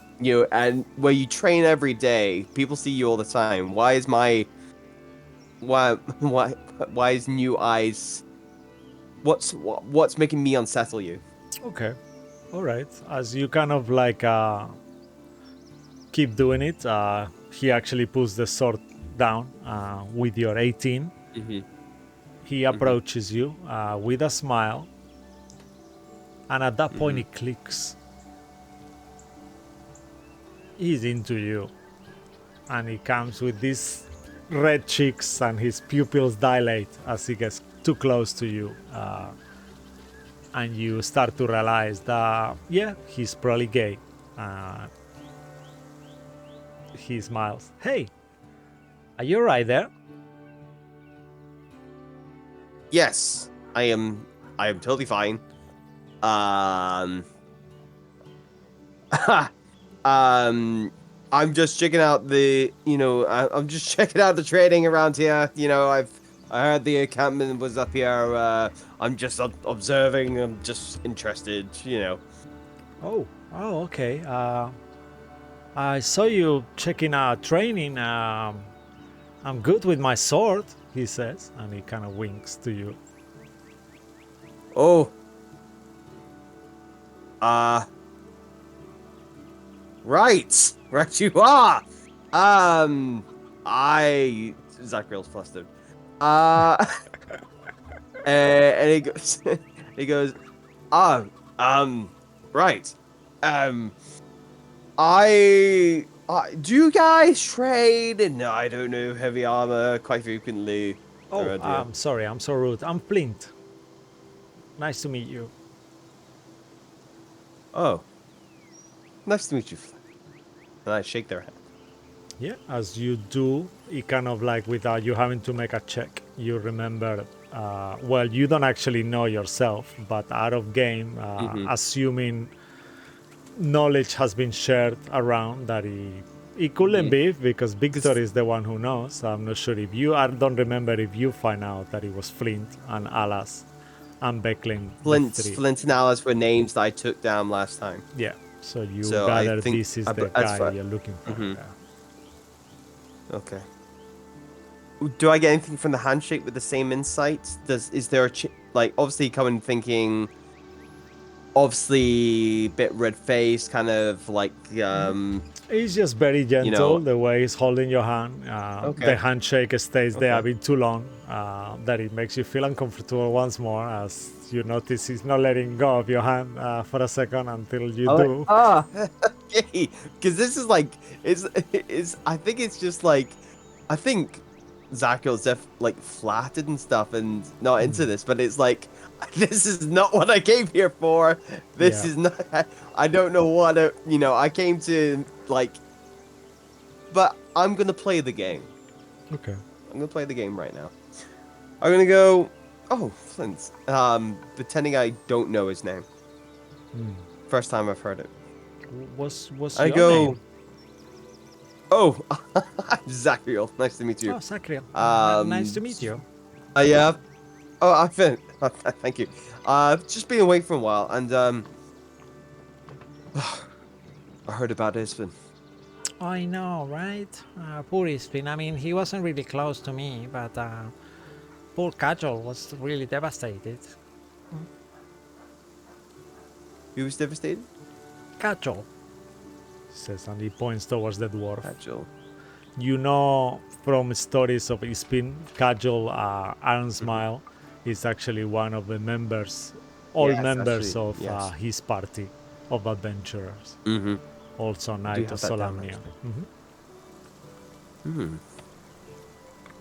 Right. Well, At this I've point, she come for the approaches, funeral. actually. Yeah. Oh, Oh. you're here for the funeral. Yes, we're here for the funeral too. Really, to support Cajol. Fantastic. Yes. Cajol. Oh, you I see, hey, how are you doing? You see this kind of like a butch dwarven woman, kind of red hair, very beautiful, on her own way. Veteran looking, It's, wrinkles, dark skin, darker skin Mhm. for a dwarf.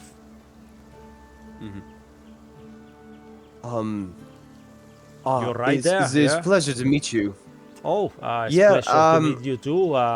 I see you are already acquainted with Flint. Are you a friend of Flint? Are you? And she kind of makes this deep eye contact with you. Oh. I know how Flint feels now. Inside voice. And is gonna go, I believe you were you not in Ispin's party? Adventuring party in the past? Oh yes, me and Ispin, we've been around, gone and done so many adventures together. Yeah. Interesting. No, I've just met Flint for the first time. I'm just admiring the what do you call this? Trading, swordsman stuff, you know. Uh-huh. Yes. Yes. I see. Yes. This picture is the wrong one because the art is meant to be shown later with the funeral, but you actually can see how she looks like here, even though this scene is not happening now. Actually, I'll just make it big here for a second. Yes. So you actually see her, Indeed. yeah, how she looks like there. That's Okay. Kajol and Becklin next to her. And were you with him before he passed away? Oh, I well, knew him well when I was young. yes, he was the sweetest man any woman could ever wish. His poor wife, who passed away years ago, was very lucky. I always told Ispin he should have married me, but hey, here I am, and she kind of smiles. It's a shame, really. But he wouldn't have want us to be sad today. That's why we are training. We are keeping up with our normal daily routine, just to keep on his memory. But I cannot promise I will not be crying on his funeral later. That's for sure. Insight check. Yeah, you can make an insight check.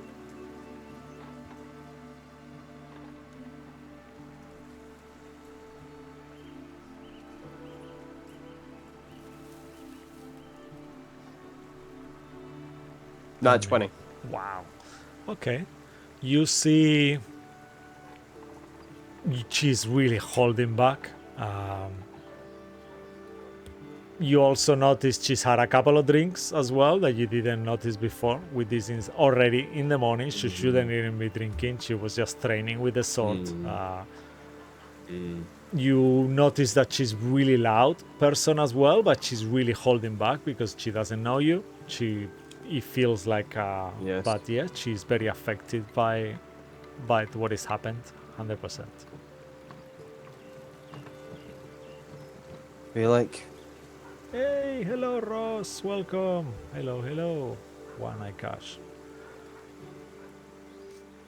and I'll I'll kind of. I think Zachariel at this point will kind of ease off a bit on the questioning after kind of inciting that and go.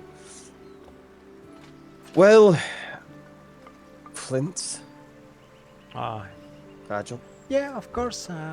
Yes, It's been a pleasure to meet you. yeah, no, pleasure to meet you too. What are you doing later, actually? He says. And, I'll be at the funeral, and but hey, if you want to catch me for a drink after, Flint, oh, more than welcome. okay. Cajole looks towards you, kind of smiles as well. I said, all right, see you later, Sacriel. I assume you will have told her your name. I'm sorry, I don't remember if you have. Oh, I don't think I introduced. I think I did, but just in case, I'm Zachariel. Oh, all right. Yes, nice to meet you.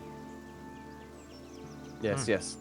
And yes, you as well. If I see you, at the pub later, round on me, both of you.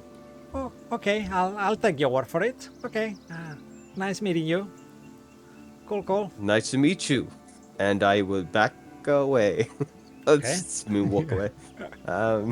Yeah, as you back away, you don't need to make an inside check. He's checking out your ass big time. You feel his eyes kind of like on the back of your head, like awkwardly, and you hear Kajol kind of laughing as you kind of walk, having a conversation together. This morning squats. Yes. Yep. And then the clingings of sword keep continuing. At some point, as you're also leaving, you notice that once more, Kenrick is also looking towards you in acknowledgement of who you are. He probably doesn't really know you, but he knows that your father runs Finlay Fishery for sure, as the way he's kind of looking towards you. All right. And we stay with you as you keep walking back towards town.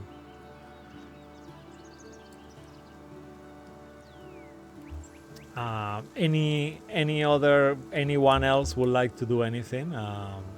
Lorandir, will you be doing anything this morning? Victor, will you be doing anything this morning? Victor, you were gonna go next, actually. Yeah, I remember. I got something solid I wanted to do. Okay, perfect. So I'll leave the So, scene to you. What will you be doing? We kind of pan over to Victor, and he's just in the branches of a tree, and you see that he's on the limb, and he's leaned up against the trunk of the tree, tree, and he just has his quarterstaff on his lap, and you can just see that he's completely knocked out, just passed out asleep. Okay. And couple minutes pass, and you see him just waking up, and it's like, alright, gotta wake up, and you see him start to roll, like he's in bed, and he starts to roll over to get out of bed, and when he starts doing it, he realizes that he's not in bed, that he's in the tree, and okay. I love that. And before he can fall down, he's able to realize, and he fully wakes up, and that was a little too close.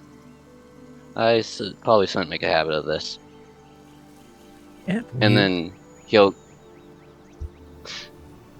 climb down and look down at himself and see all the dirt and stuff all over his clothes, and think, I should probably go home and look nice for the funeral. Yeah. And he'll walk to his house. As you walk towards your house, we enter into your village. How does your village look like? What do we actually see as we start walking into this drow village?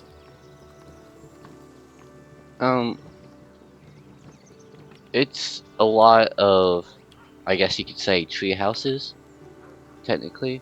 Yeah. It's a lot of houses that's further up in the trees, but you have the occasional houses that's on the ground, and the houses that are on the ground seem to be completely made out of wood, and it seems to be the, I guess, more important buildings that seem to be on the ground.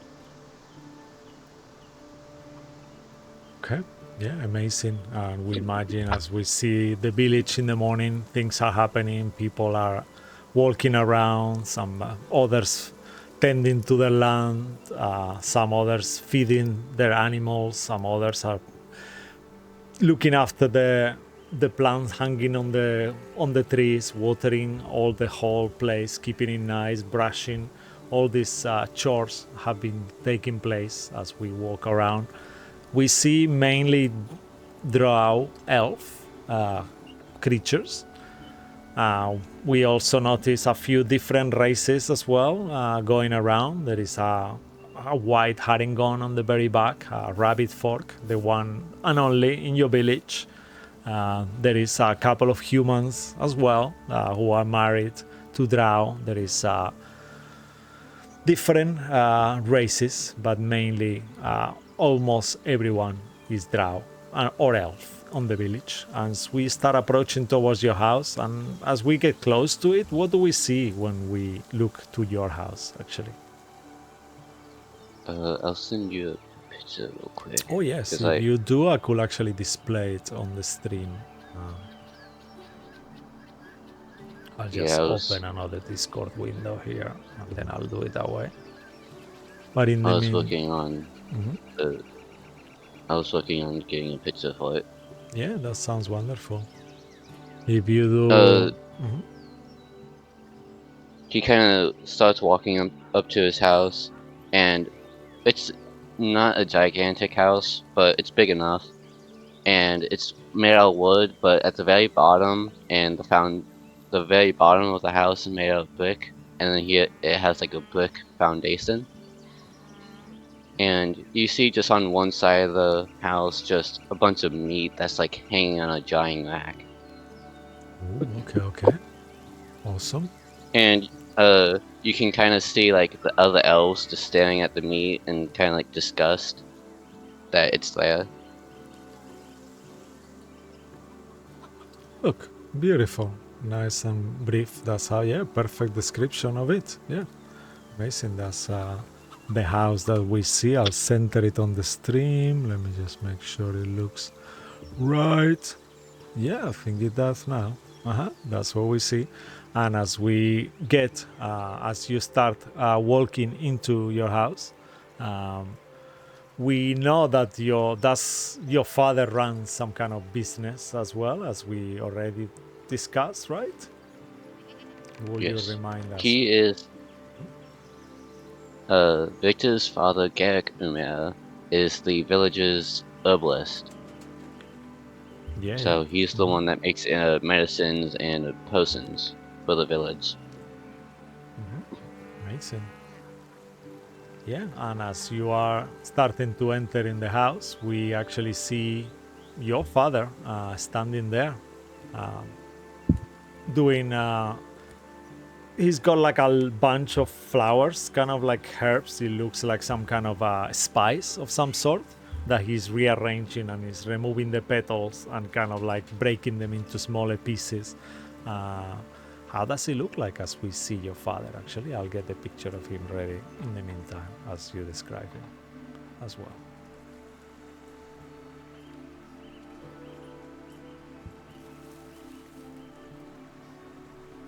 What do we see as he looks towards you? Trying to find the photo. There it is. Yeah, no worries. You see he's in like dark blue, navy blue, and he has what's a little weird for a herbalist, but some metal armor on. It's not like full plate. It's just like little pieces, like a pauldron on the shoulder, things like that, and like maybe one gauntlet. But he's got long white hair, and he almost always has like black, I guess, grunge and dirt on his face, just from him being outside a lot and in the dirt, picking up herbs and such. Yeah. Okay. Yeah, and as usual, he looks towards you. Is canon. Drows are gonna have a little bit of this kind of accent in your world, and he looks towards you. Hey, where have you been? Good morning, stranger. Are you okay there? Yeah, it's been a couple of days. I was kind of really worried for you, little.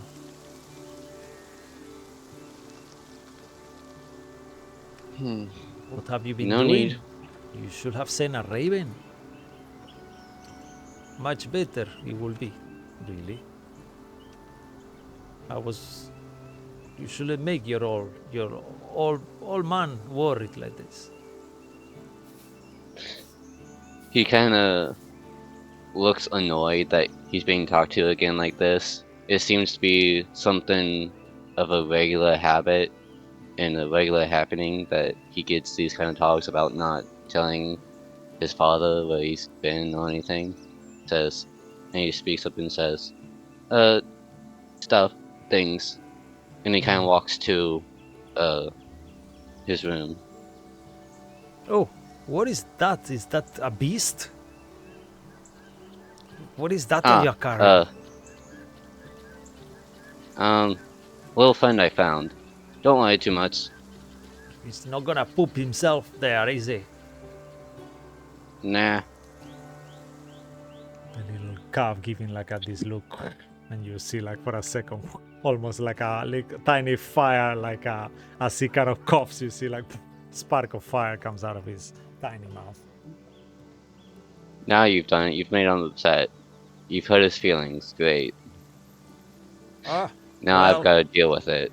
That's all right. Anyway, just do you like you've always done, Victor. You do what you want. You do as usual. It's all right. Don't mind me. I'll do everything on my own. You go and hang out and relax around and do whatever you're doing. Okay. Good day. And he kind of like shuts the door as you going up the stairs towards your bedroom.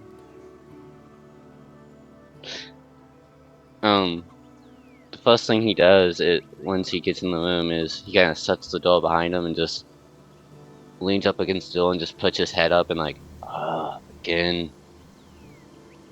And then he'll stop, and then he'll lean back up, stand back up, and drop the kitten on the bed, and kind of go to his closet, swing the doors open, and look at his outfits. And you see it's a lot of purple, and it's a lot of vests. And then you just see one white t-shirt, one white shirt, and one black shirt. And he's like, And he speaks out loud. Well, I'm going to a funeral. I feel like black is more appropriate than anything. And he kind of grabs the black shirt and black outfit and puts it on. And he kind of looks at himself and thinks, missing something. I'll figure something out. The little panther kind of from the floor starts making movements for you to pick him up again, even though you just dropped him a second ago. I'll go over and kind of pick him up and just like set him on my shoulder. Yeah, he kind of like drops all limp on your shoulder, like he's not there anymore, and you feel him like he's kind of like doing the cat thing, like purring. And then you can see kind of like a light bulb go off on the side, and he snaps his fingers and goes, I know what's missing. And he kind of goes over to this little door and he rummages around for a couple minutes. And you see him pull out this like ornate green like handkerchief. And he kind of folds it up and puts it in the vest and kind of puts it in a way that looks nice. Says, And then he looks down at himself and says, "Alright, now I'm ready." All right, and you do look like $1 million as you get ready and start making your way. The day keeps passing by. However, before we continue here, we're gonna take a little break as it's getting to that time of the night. So thanks for watching. It's a lot of role playing happening. Think of anything if you players want to do anything. Otherwise, we'll move to the funeral of Ispin on the eve next happening. So in the meantime, thanks for watching as well. Thank you, Ross, for being here, and you guys as well from Post Sanity, if you're still around. Yeah, it's lovely to have you guys around. And yeah, don't go too far. We will see you back in a few minutes. Thanks for watching and see you soon. Bye bye. Okay. Bye. Bye.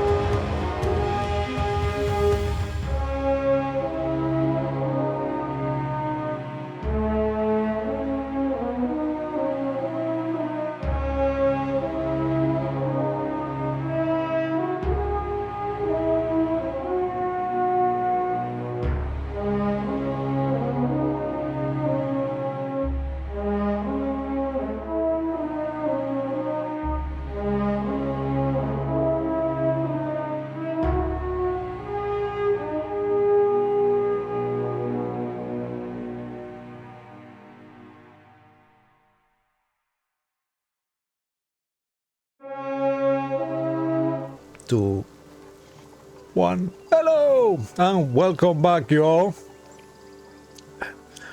Okay, we are back here. I don't know why we lost Lucky's image. Why is that?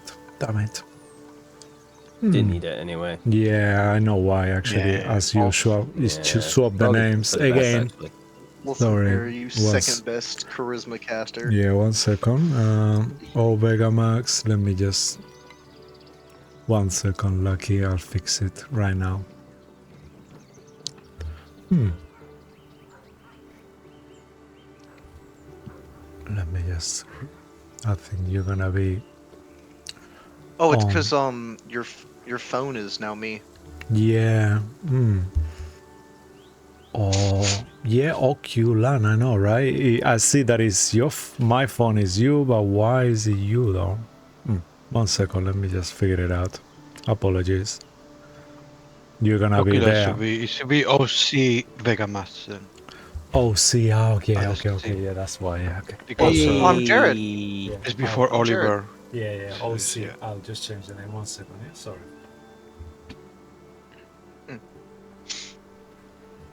I'm Jared, guys. Look at my helmet. You're a I helmet. would put this bowl on my head, but I don't want syrup on my head. Do it. Roll D20. Nah. If you roll on that one, you have to do it. Fuck it. If you roll I it, you mean, have to do it. No, if you roll Yes. the D20 and you roll a You- 1, you will have to do it on camera. Oh. That was almost. It bounced on the 2 for a second, and I was like, "It's still not a 1. It's still not a 1." Damn If it had happened though, I would have committed. I just would have had to go to the bathroom immediately. Okay, now it's better. Thank you, Martin. Yeah. Sorry for you guys watching at home. You guys know which kind of shit show we run here, so nothing new. Damn it. Okay, apologies. Cool. So, Look at shit show in the West. yep. Okay, so back here, I'll give you a different map, and then we'll go through the funeral as time passes by. On the evening, the day passes without anything exciting going on, and it gets to around 6:30, 7:30 at this point, as it starts getting to dusk, and everyone starts gathering. 1 second, let's do one thing at a time. Okay, so I'll change the map first.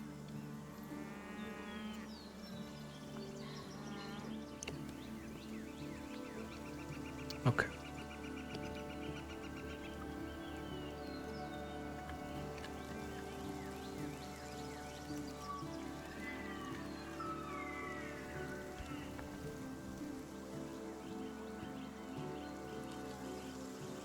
Okay, so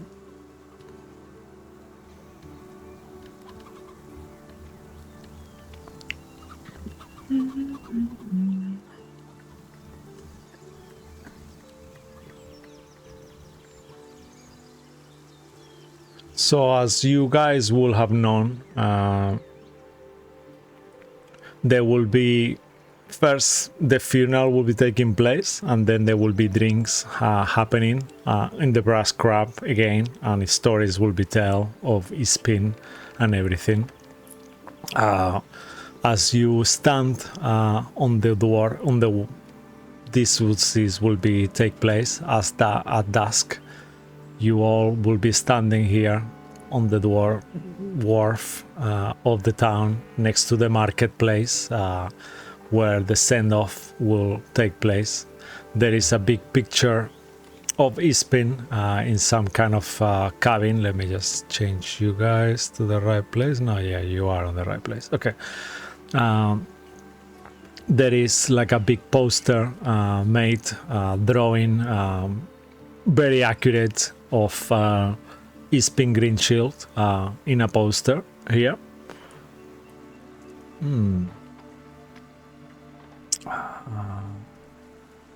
Okay, yeah. No, you see that on the map there. Yeah, okay. And that's how it looks like.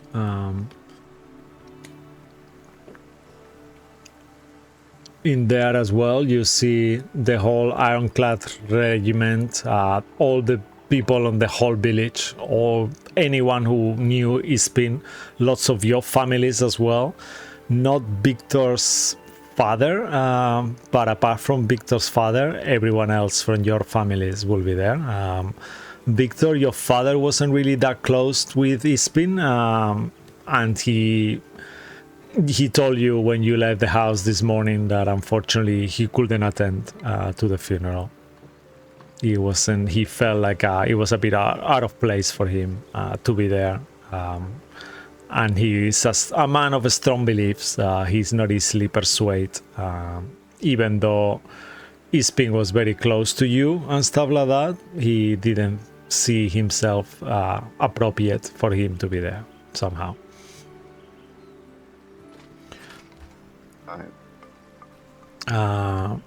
As you all stand there, you see Beklen, that is hard to miss as well, who approaches you. She's dressed in a full plate armor and a horned helmet, resembling the Knights of Solamnia as always, with her blonde, whitish hair. And she will approach you and gets close to you, introducing herself once more, even though she knows you quite well, and offering condolences to people around, to you as Ispin's children. She'll kind of like say sorry for your loss to all of you, even though she seems more devastated than you all.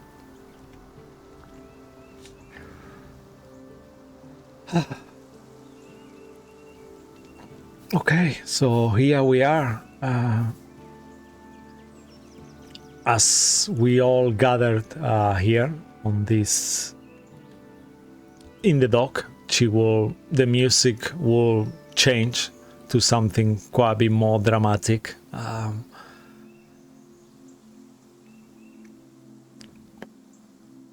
You feel that the ambient, there is black banners everywhere, and there is a big boat where the remains of Ispin are covered by a blanket for people to look at it. It's like an open casket, but instead of a casket is a boat, as the traditions in Kryn and Solamnia. You know, he will be burned into the sea, and the boat will be cast with an arrow, and an arrow will be thrown into it.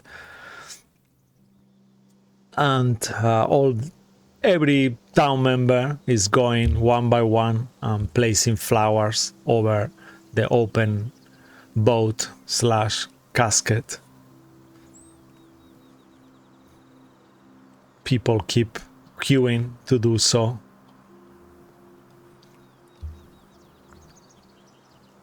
And as this is happening, all of you are there as well. The memories of Ispin keep entering and exiting all of your minds as well.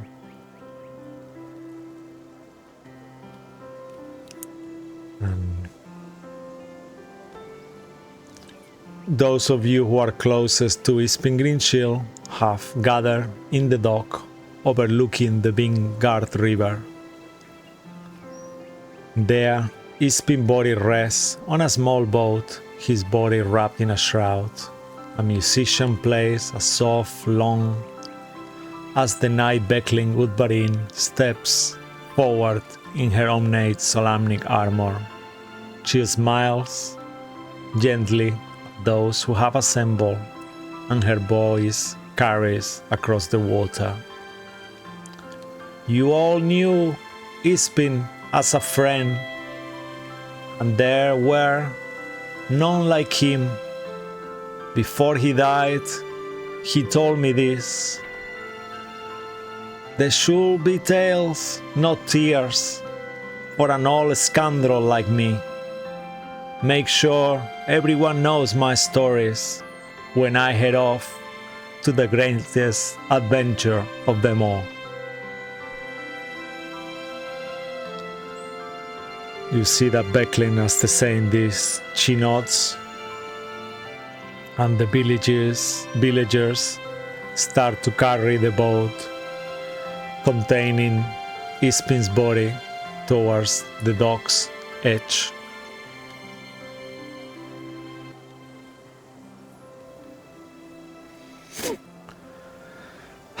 There you see the hare and cudgel starts to lower the boat into the water as now Cudgel starts saying, "So, let us do that." Becklin also continues as well as the tiny vessel starts to drift into the Bingan River, and Cudgel adds, "On the eve of the Kingfisher Festival, just before dawn, as we will celebrate tomorrow, we also will celebrate you, Ispin. Good travels, my friend, until we see each other again one day in the seven heavens where you rest. You were a close friend to all of us and made a difference in the town. Your stories will be told forevermore. For as long as we all are here alive, your memory will live on our hearts."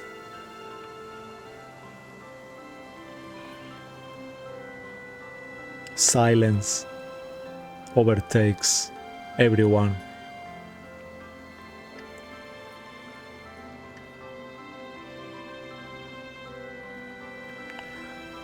A few eyes turned towards you, Thessalia, and your father, who stands there, being the cleric, priest of the town.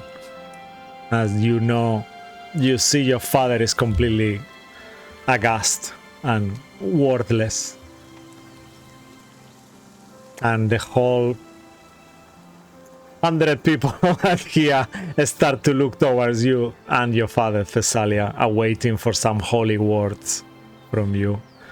I'm sorry for putting this on you, Julia, just like that. From Thessalia or from her father? From your father. I can fill in the gap if you want. All I can say as Julia is he will say some religious words. Yeah, no, that sounds very sensational. sorry. No, that's amazing. That's all we need, really. He kind of like breathes out. I imagine you somehow, Thessalia, perhaps put your arm on his shoulder to give him a little bit of inspiration, just not literally, just more figuratively. As you do, he kind of breathes and he says, make his soul find peace within the ancient ones, the forgotten ones, the gods of time. Kirijolit may bless you and help you in your journey, and may you find that final adventure that you never told. God, all the gods bless you, our friend, and may our blessings be with you. And you kind of see that all these people at the same time as unison say Amen.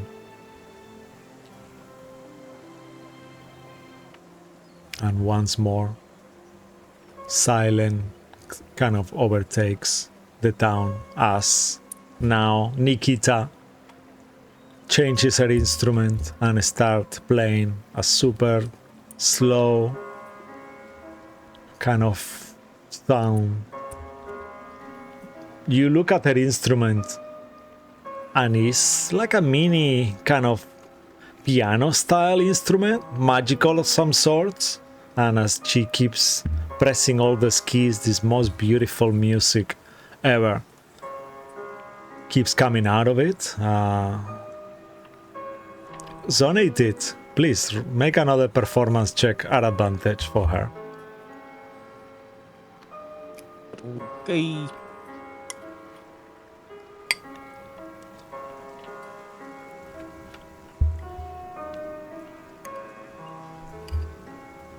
Not 20.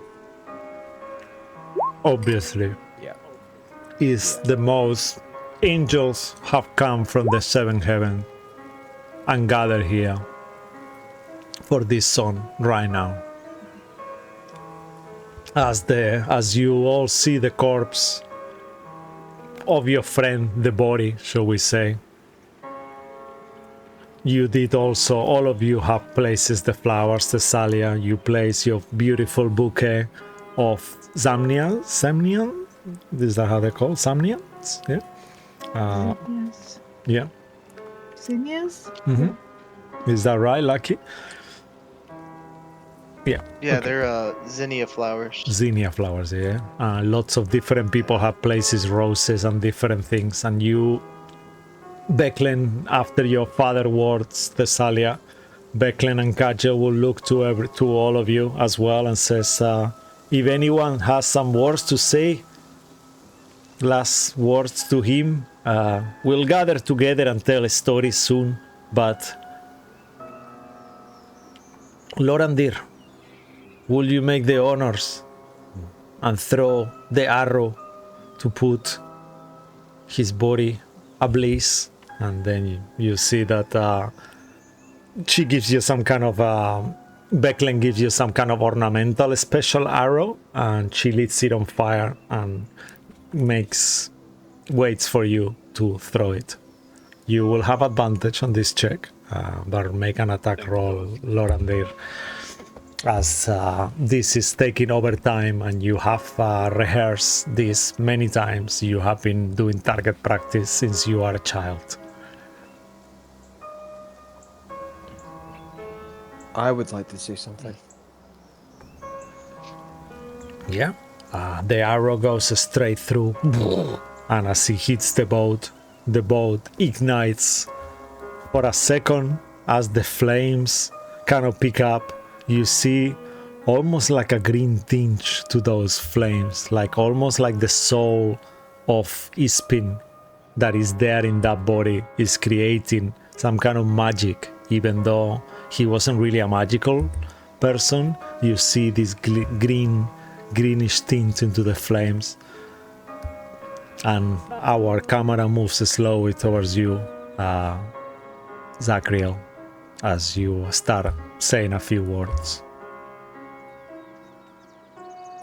As I stare out to the boats, I'm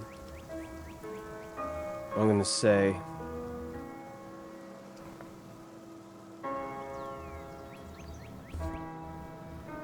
Ispin always used to look after me.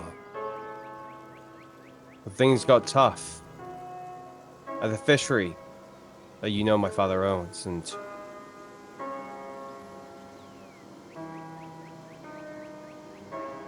and when things did get difficult, that I'll be honest with myself, he was something of an uncle, if not by blood.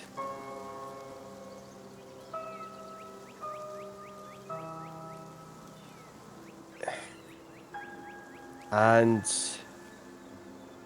he got me interested in things beyond myself.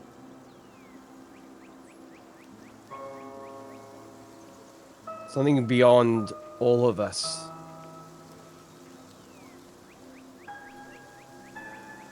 And what makes me think of him the most, and one of the things that inspired me, is how he spoke about the interesting elements about that beautiful shield of his.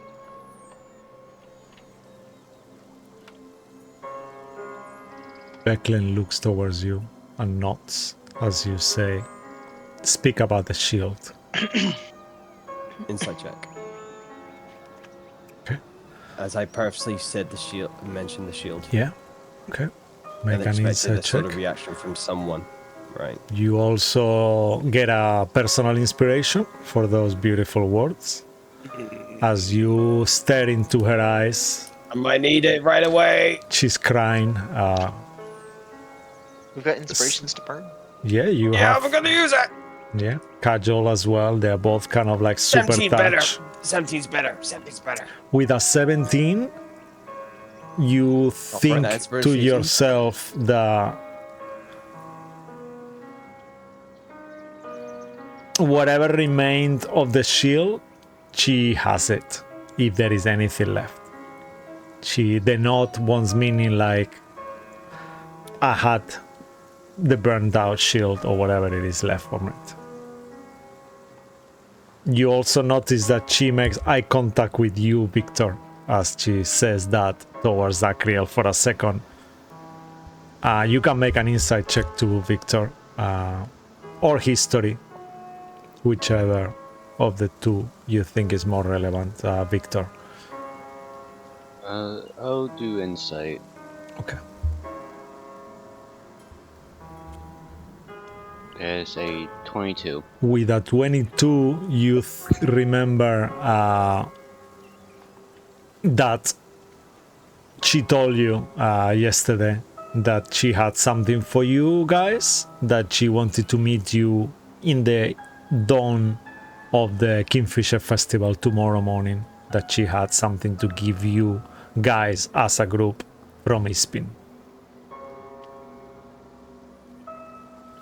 And that's why she looked at you after she said about that shield as well, after looking at Zachriel. Okay.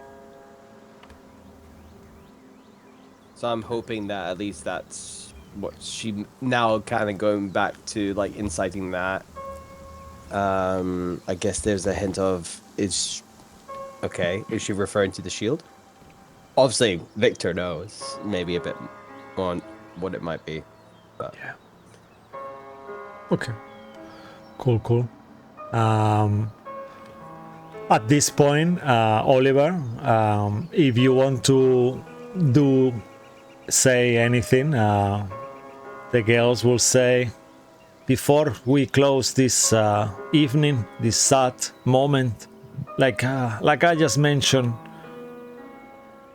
Isping wouldn't have want us to be sad. He would have want us to tell stories of him. So, does anyone else has anything else to say? Otherwise, we'll go towards the brass crab whenever everyone is ready. And a few people interject. We will not be mentioning those speeches, but there is minutes become hour, and an hour becomes 2, as after 2 hours people keep getting close as the boat is almost perish into ashes on the distance, and people keep coming and making speeches and saying things. But we focus on you, Oliver, as you are about to say your words too. He is gone. Ispin is gone, and for everyone to hear, you can shed tears that he is gone, or you can smile because he has lived. You can close your eyes and pray that he'll come back, or you can open your eyes and see all he's left. Your heart can be empty because you can't see him, or you can be full of love because you've known him. You can turn... You can turn your back on tomorrow, or stay in the yesterday, or you can be happy for tomorrow because of yesterday. You can remember him only that he is gone, or you can cherish his memory and let it live on. You can cry and close your mind, be empty and turn your back, or you can do what he'd want. Smile, open your eyes, live and continue on.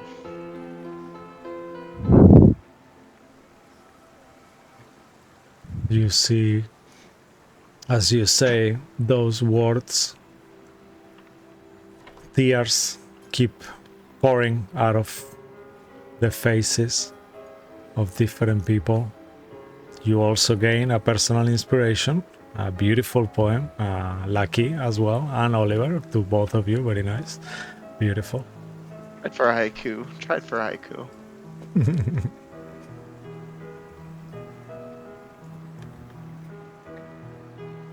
And slowly the crowd starts making their way towards the funeral reception. The brass crab owner has jumped. She has got ready a beautiful spread, breads, cheese, local ales, beverages are all displayed. The brass crab looks funerary, really made an effort. Black cloths, black banners, and the place itself doesn't even look itself anymore. All of you follow the crowd, taking one last look towards the boat. As you see the remains of Ispin, the boat at this point is just sinking into the water, completely burnt out, whatever is left from it. And you see it on the distance, kind of disappearing into the horizon. The night has taken the day completely, and it's a beautiful starry night, illuminated by the 3 moons. Well, you only see 2 at the moment, the red moon and the white moon of Kryn, both looming, almost like they are here to greet final goodbye to Ispin Greenshield. And you all enter into the brass crab. As the reception begins, Becklin calls for everyone's attention and share one of Ispin's favorite stories. This is the tale of the time that the high sub-senior artilleries of Mount Nevermind launched her pet whistle all the way from the Gnome Enclave to Sankris Island. Then hired Ispin to recover the crater, at least to note its trajectory. She continues to tell all of the different stories. Ispin spent the night in a rock nest high in the Vingar Mountains until the sun rose.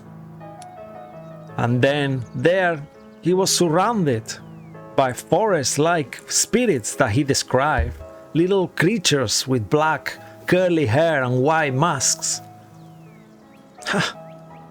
He was so full of mystery and disbelief, and he reckoned that when he woke up that morning, his face has been painted with runes. Those little creatures could turn into rocks and hide within the rocks. And he said to us that they left him even a present. That's how he got his ring. The ring was there that morning, after they all left. Hey,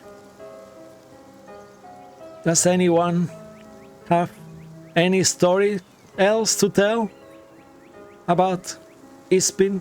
Please, let's all share other stories of him. And she looks to all the crowd. People start sharing stories, nodding, telling stories. Will anyone like to share a story?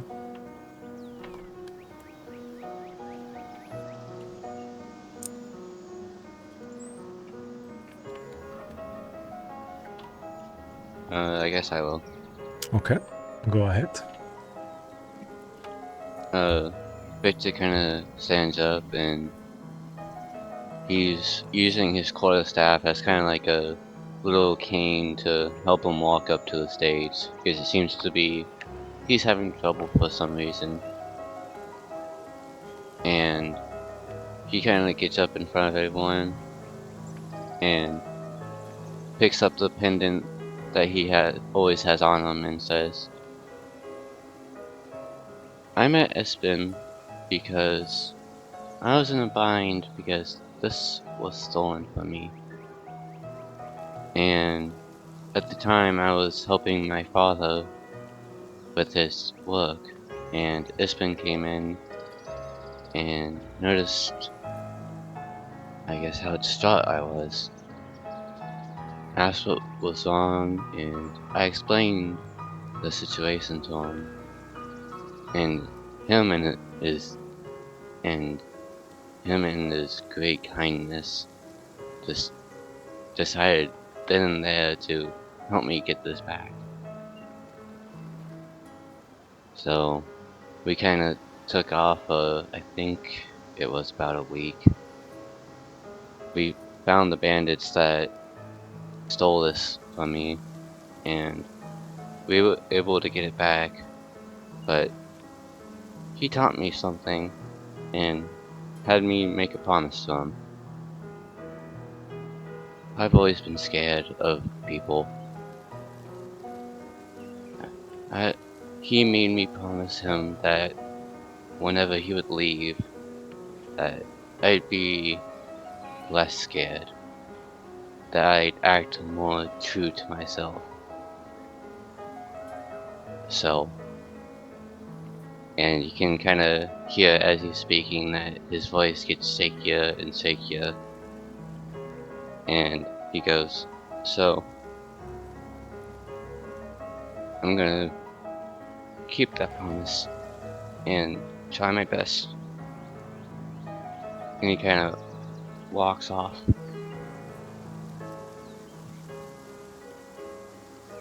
You claps as the story touches people's hearts. You get a personal inspiration as well.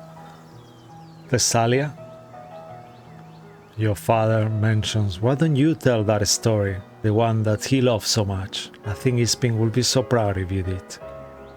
Come on, daughter. It's not that I can be prouder of you that I already am, but I think he will have loved that.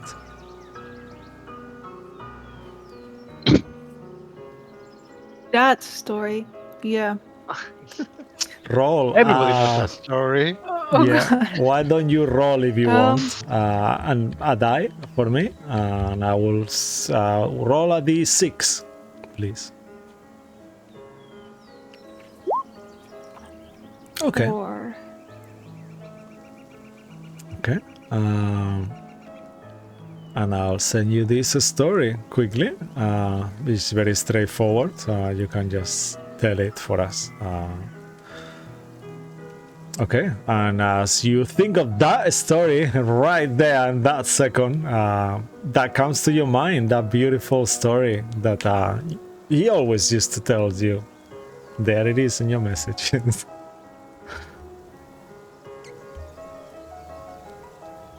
It's a very short one. Yes. You can elaborate if you want.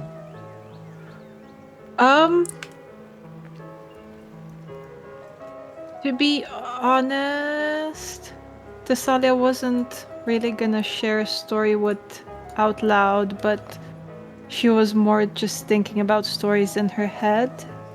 Okay. Could I Yeah. talk about what she's thinking about Yeah, instead? perfect. Yeah. Mm-hmm. Okay.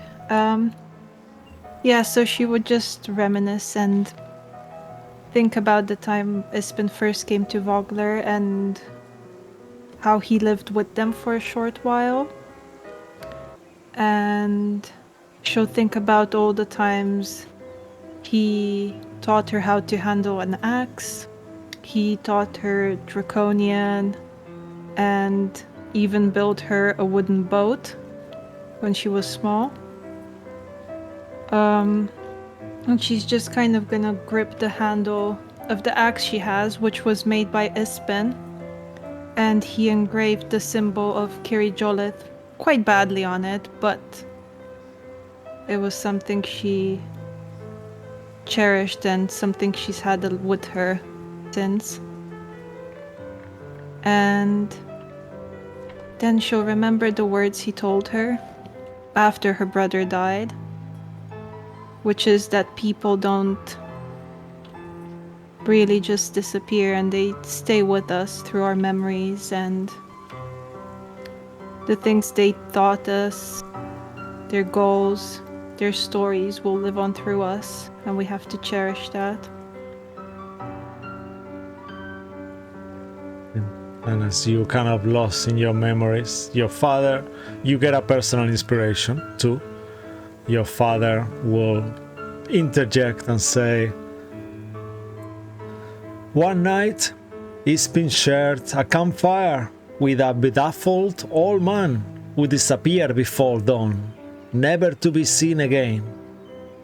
Ispin always remembered the stranger's advice the travel offered, that one day they will meet and he will guide him to the ever open gate. He always told of that story. He described this old man having a green hat, long beard, flowy wizardy robes, but he never saw him again. But he always said there was a silvery glisten to his eyes, almost like pure pools of molten silver. And Lorandir, as he described that to most of you, you recognize that silvery mercury eyes on the creatures of your dreams, the ones related to Paladine. And it makes you wonder something that you never thought of that story before. Was that old man related to Paladine? And all of you think that for a second. Let's go, whoever hasn't told a story. Lorandir, would you like to share a story with us? Well, Randy has the story of how they met in a hunt. Yes, like told to the people at the dinner last night, but I will repeat it here for all the ones that weren't here before. How I met Lorandir, well, I was basically hunting a boar. I'm sorry, but it was a boar.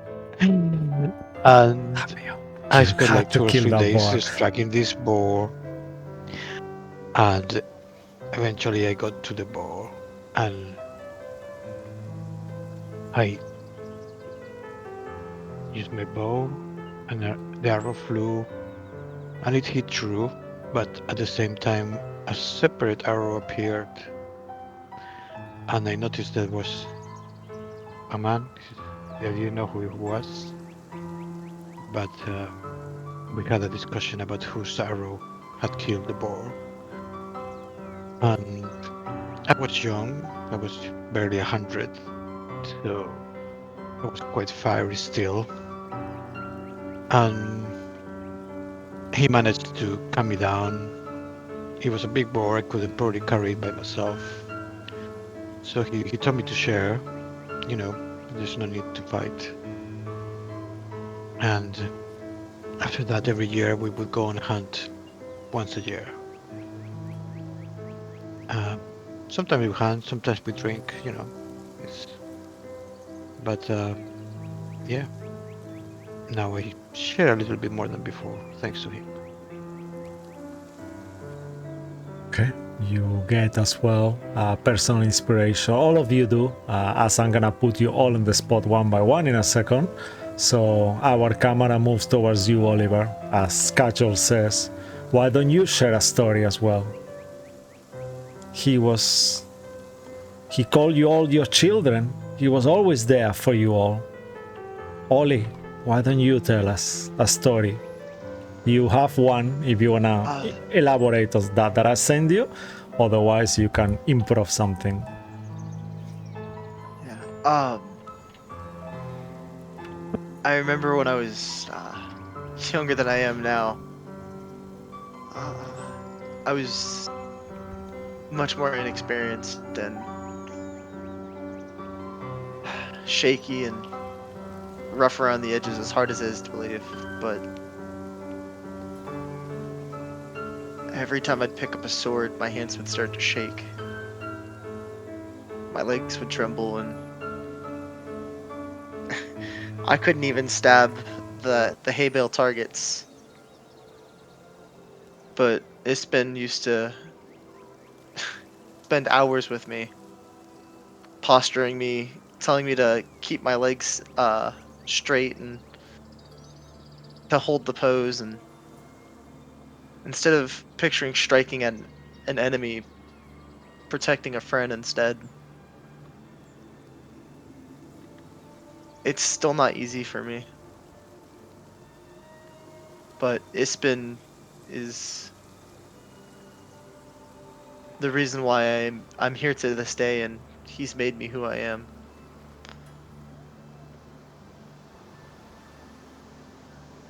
So to Ispen. Claps. To Ispin, all these people raise their glass as well as you.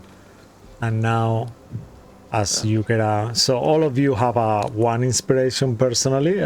Whoever of you said things also on the board, so you get also, let's just say that all of you just have one, just to make it fair on everyone, even though some of you really prepare. Thank you so much. We really appreciate that. Ispin will be so proud of you as well. All. And Zachriel, our camera lastly moved towards you as you, Cajol says, yeah, Zachriel, you were expressing how close you were to him this morning. Please tell us something as well. One last story. And I need all of you to roll a d20 as well. Just a straight d20. As you start telling your story, Zachriel. You can use the one I've sent you, or you can improvise something else if you want.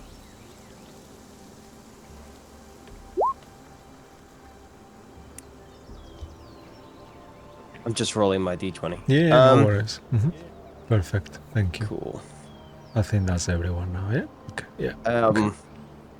I'll tell you what. We've told quite a lot of sad ones, but I've got quite a hilarious one. Let me tell you. Okay, I'm gonna bring the mood up. I don't know if you ever.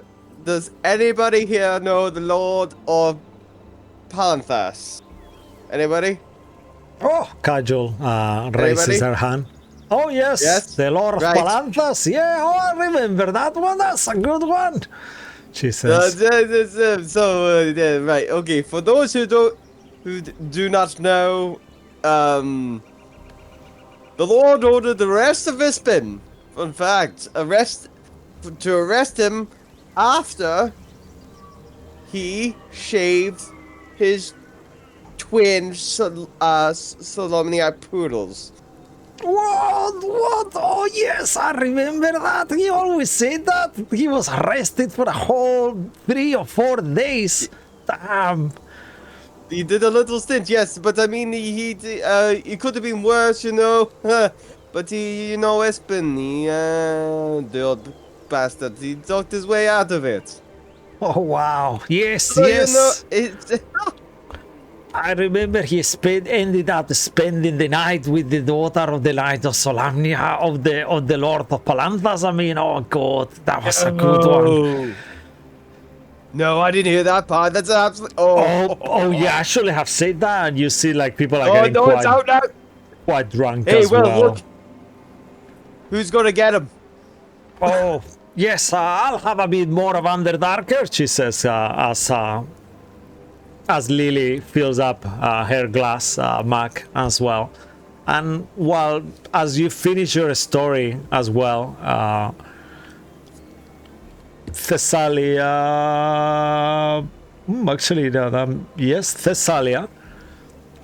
As you are there, your father is telling that story that I told a second ago.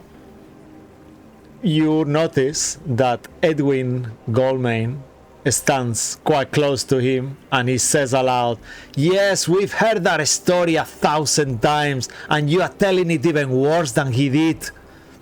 And he spits on the floor. I'm only Ooh, here for the ooh. free ale. And this is the worst he ever tasted. And you see that no one in the crowd really says anything or confront him. He's there next to the captain, to your father as well, Oliver. Mhm. Do you any of you Well, say you know where the anything? door is. Go ahead and make a persuasion or intimidation check. Yeah, well, I don't intimidation. I don't think it's his style at this point. Because he was telling a funny story. He's just like, yeah, go away, kind of thing. He's not like in an angry mood per Okay. se. Yeah, so just do persuasion So then I'll if go you want. persuasion. Mm-hmm. Ah, Oh, It wasn't a natural one, was it? no, it's close enough. almost, It yeah. was a 2. He just looks And at I go, you. ah, There's plenty of inspirations. That would be a oh, and good I thing. can. I Got mean, May 5 I? more. Yes, if that's okay. Yeah, we've got 5 left. Okay then. All right. That is fine. Haha, just kidding. oh wow, 17. okay. Yeah, with a 17 plus your modifiers, I'll be a dirty 20. Oh yeah. Why Uh-huh. did it? Oh, No, it's okay. Plus, that'll be see plus. plus 3. Yeah. Oh, that'll be a dirty 20. Yeah, amazing. With a dirty 20, he says, he kind of like coughs. Edwin coughs and says, "Oh, come on. No one can take a joke here. Oh, this is really boring. I'm out of here." And he looks towards you, That's- all kind of like that are together. "I'll see you all tomorrow," he says. And you see him exiting the brass club. All pissed off, kicking. Bye. He looks back for a second and Oh. keeps walking. Can I just look at the others up? Did something happen? To be honest, I don't remember. I'm pretty sure I was here last night, but I had a bit too much ale. Right. So something might mean- happen, but I mean, I don't know. Your brother I don't was have any here with bruises. Victor, right? He seemed to be getting along with you. You got along with Edwin. Not quite. I helped him along. Victor, what did you do? Oh, nothing. Just a little spell. Oh. Victor, you have to be careful around them. You have to be careful around them. Okay? Yeah. I'll be careful next time. Okay. I'm just saying this because You feel a they're hand not as nice as I on am. your back, Oliver. A kind of like a big, kind of like corpulent hand, and you feel his heavy breath on the back. No, you know this is Captain Walter, and he says, "How would you like his voice to sound? Actually, would you like him to be an olderish, a little bit olderish sounding man? Would you like him I to imagine be?" it's like a deep boisterous, but he sounds like just a middle-aged man, but not old. No. Okay. "Hey, there you are, my boy. Where have you been?" And you turn and we see your father. If you want to elaborate anything else on his description rather than what we see on the screen, you're more than welcome to do so. What do we see when he... No, he's just got fine robes. Like, it's the cleanest silk robes you've seen. Each of his fingers has like gold rings with emeralds or jewels or rubies or sapphires. He's very. He's got a lot of flare to him. But his muscles and his hands are still rippling from the experiences and battles he's had. But What's Oliver will happening? just Hmm? He says. sit there kind of frozen for a second, and he'll just say, Sir Captain Walter, we were just sitting here for Ispin's funeral. Oh, I see. Do you know why your brother left? What have you done to him again? I haven't done anything to upset him this time. We were just sitting here for the funeral, like I said. I know, yeah, so. What has been? Yes, for Ispin. Can I insight there- check that? Sorry. Yeah, you may When he please. says for Espen. You may do an insight check.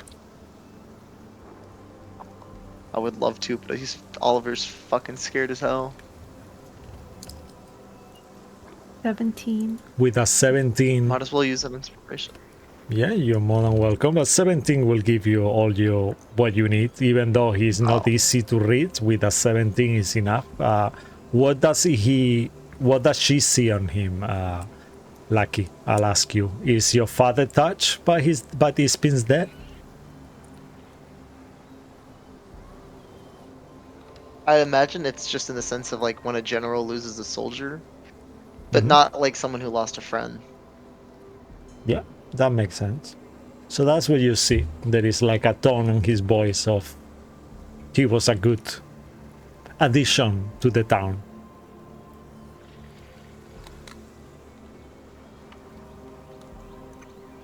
And all of you can see how Oliver's demeanor has changed completely. All right, Private, So he says to you.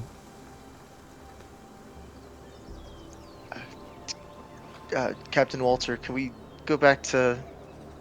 Can we resume our? Can we resume being in the funeral now? Or the? And he's just choking on his words. You can do as you please, Private. I'm on my way out as well. Looks to all of you. You are dismissed. And he kind of like gives you this horrible kind of stern look that goes through you, Oliver, for a second. And says that you are dismissed kind of sarcastically. Thank you, Captain Walter. Yeah. Thank you all. Ispin children. He looks to all of you, kind of scans one by one. And looks one to you and then to Oliver. To one of you and then to Oliver. Like almost to... With each of you, he looks towards Oliver once more. Again, as well. You have a good day now. Yes, all of you too. New friends you have, I see. He stops looking towards you, Victor, last.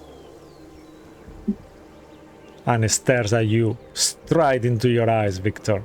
And into the cup that you have in your hand. And you? You better stop that mystic shenanigans of yours around town. And the rumors that I didn't like at all. I shall be speaking to your father next. And he says that to you, Victor. We do not support witchcraft here.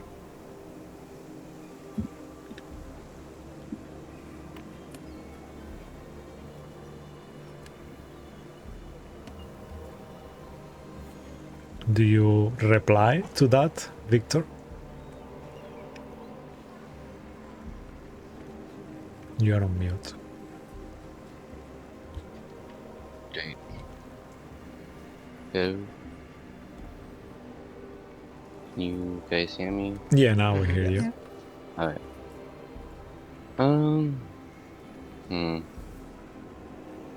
He kind of looks downwards and, can I roll a performance?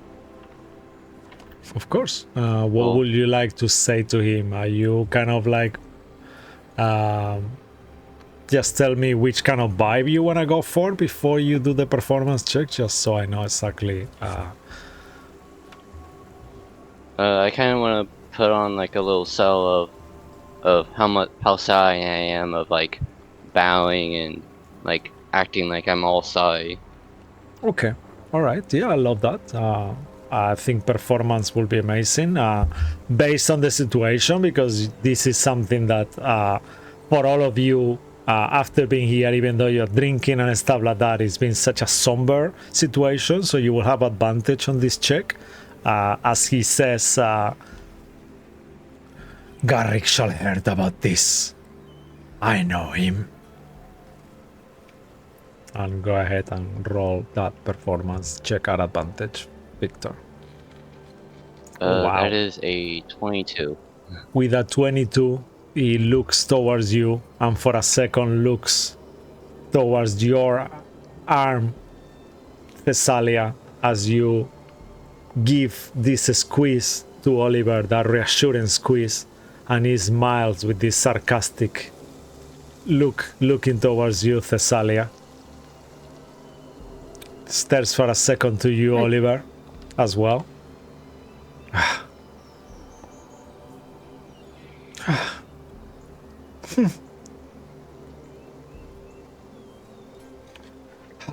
And he kind of like sighs deeply with this kind of like, all of you feel his breath kind of on your face as he just turns, his long cape full of jewels and almost like a golden kind of really heavy kind of hits all the drinks on your table. I need all of you to make dexterity saving throws as he turns so nastily that his cape is about to knock all your drinks on the table. Please make dexterity saving throws. Yeah. Oh, wow. Okay. 21. Fucking hell, look at those rolls, babies. Wow. Okay. Thessalia, you have an inspiration if you want to preserve your drink. I mean, no, she doesn't really drink. Yeah, as he turns around with the kind of bejeweled cape and gold inlaid, you see your drink kind of flies off into the air for a second. Make a fate roll, actually. Let's be fun here. Let's be chaotic. Let's see where that drink lands. If you failed, it might land on one of your friends. If you succeed, it might land on whoever you choose. Okay. Low. Definitely. Oh, okay. Oh, Nope. no. Okay. I failed. Yep. So as the drink, I'm actually just for fun and giggles. I'm gonna roll a die. Okay. 4. So 4. Oliver. I'm sorry. Not the Napoleon outfit. As you feel the drink kind of spills, the last thing you hear is like shh, the sound of the glass crashing against your new beautiful outfit. However, you know Thessalia does not drink alcohol, so it's very likely to have been like flavored lemon water or something like that, right? Will that something Thessalia drink, or maybe mint water or something like that? Yeah, maybe mint water. Yeah, so it doesn't really stain your outfit, but you are aware just by the way your father is walking away. It's almost like a Darth Vader, like duh, duh, duh, duh, duh, duh, as he walks away, and you know 100% that he is aware. He did the flair in purpose to actually knock your drinks out. 100%. You know him so well, you know, and you hear him chuckle as he kind of leaves the place. A few sounds of people around go like they stop holding their breath because his presence makes people uncomfortable in town. He's got a mouth. You see the Major Raven, we haven't really spoke of so far. You see Major Raven, a woman, kind of tall, black hair, middle age. In the moment he leaves, she kind of like relaxes completely as well. As soon as they leave, as soon as that door closes and he's gone, I'll do like a mock salute. and do Ooh. like Yeah, I love that. Definitely, yeah. You do. Make a stealth check, actually, just to see if he turns around in time or not.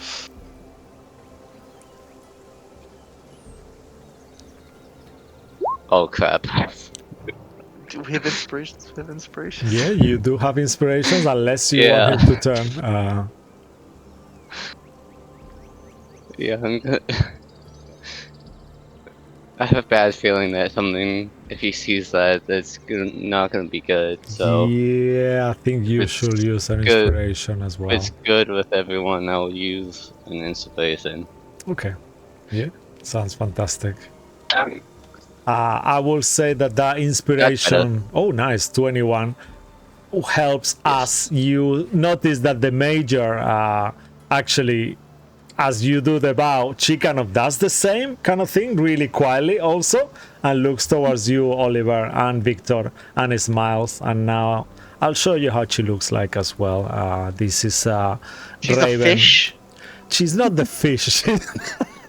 That's amazing. Can you imagine? Oh, like the wow. pig on the one shot is like a talking She's a fish. druid, she's a Oh my druid in God. wild shape, that's what she looks like right now. But later, Yeah. She's holding a fish. No one knows where this fish come from. And then you look at the wall and you notice she just put out this kind of like fish that was like they are desiccated. She's holding it and she make the mock holding the fish at the same time. That is dried out, like desiccated completely. That was so good. And yeah, you see that. That was. Before Raven approaches us, could I quickly just look at the group and Mhm. sorry about that, guys. You know how family can be sometimes, and we'll just try to leave it at that. All right. Just Amazing. now, why is she holding the fish, Zachariel? Isn't that your thing? Excuse me. Do you not see the fish? Yes, I see the fish. I think Isn't that everybody your thing? sees the fish. She kind of turns around and you see her. I She's don't- kind of we like don't with own a every hammer, kind fucking of fish in the nailing the sea. fish through the eye into the picture on the wall. Back again, and you see that the owner of the crab just shaking her head in the bar, and you see Jared's mom. Lily kind of like goes towards her, like you can see on her face she's all ready to tell her off right away. But yeah, I'll leave it to you guys. Anyway, Ollie, I am. Come with me. Of course, yeah, sure, the bar? Zachariel. Yes. To the bar, yeah. Oh, we'll get drinks for everyone. Yeah, let's go. Let's go. I'll follow Zachariel. And I just like round down the darker, please. Yeah, you get to the bar. You see Olivia is at the moment doing in the bar. Any drinks for you? She kind of greets all of you nicely. She would have done already anyway, but as you get to the bar again, she greets you all once more. Some shots? Yes, as I said, some under the. Oh, shots? Do you want to go straight to shots? Actually, you know what? Let's get shots for everyone. Yeah. Okay. Yeah, okay. And you know what, Zachariel? Let's make a drinking game out of this when we get back to the table. Yeah, she kind of starts shaking. She puts a few ingredients into too many Well, types wait of for the alcohol shots to into be a. made. Yep. And she starts kind of like shaking some drink. You know, subtlety is not my thing. I've noticed. Yes. Well, that's the lack of subtlety kicking in. Puts all the glasses, So starts pouring. I know we put a little thing on it, but since we're having the drinks, celebrating life and death, and I just want to. What's the deal with you, Tess? What's going on there? The brute. Over there. What? The brute. Are you talking about the brute over there? No, you and Tess. That's Alia. You and Uh, Alia. oh, sorry. Yeah, I call Tess. But yeah, she's she's just a friend. She's someone I knew from childhood. She was at me recently because I went to I went to, uh, I went on to a war recently. Are you familiar with Madman Mountain?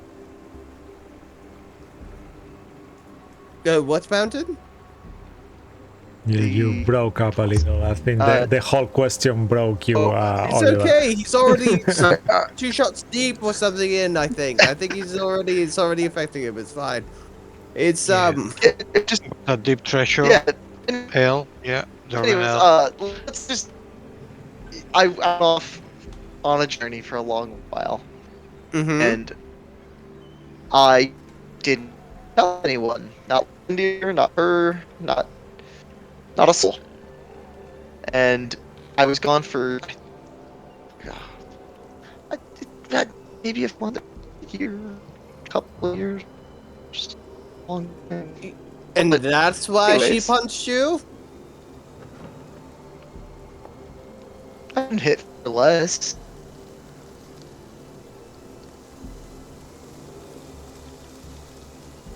Okay. Okay. Oh, asking questions here, Zachary. What? Yes. I figured I could ask you a question in return, if that's fair. Sure. My first question is, what was your vision like before we My all saw vision? each other? Yeah.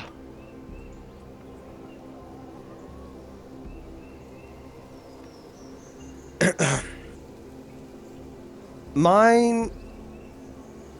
I'll look around. Just see if anyone's listening to our conversation. I'll also look around with a. That is not in our party. I can see you, Lorandia. I can see you. Perception Take a check if shot. you want You to need look to Or- around. drink or less, them. my friend.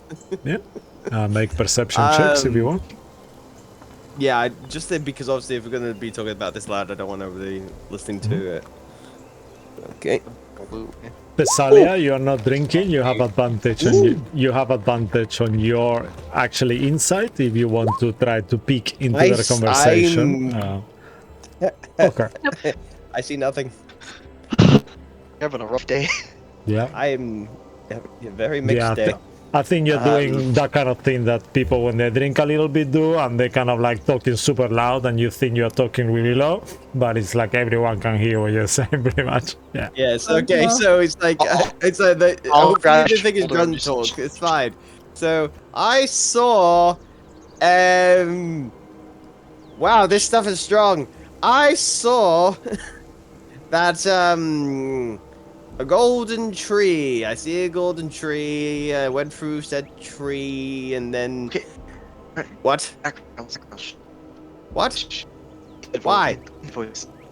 What? Inside voice? Why? How we have a conversation? I don't understand.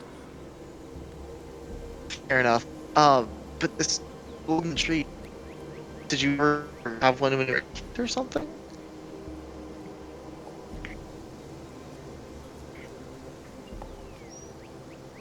Ask the question again. Sorry, my internet's so bad right now for some reason. Did you have a golden tree when you were growing up thing? No.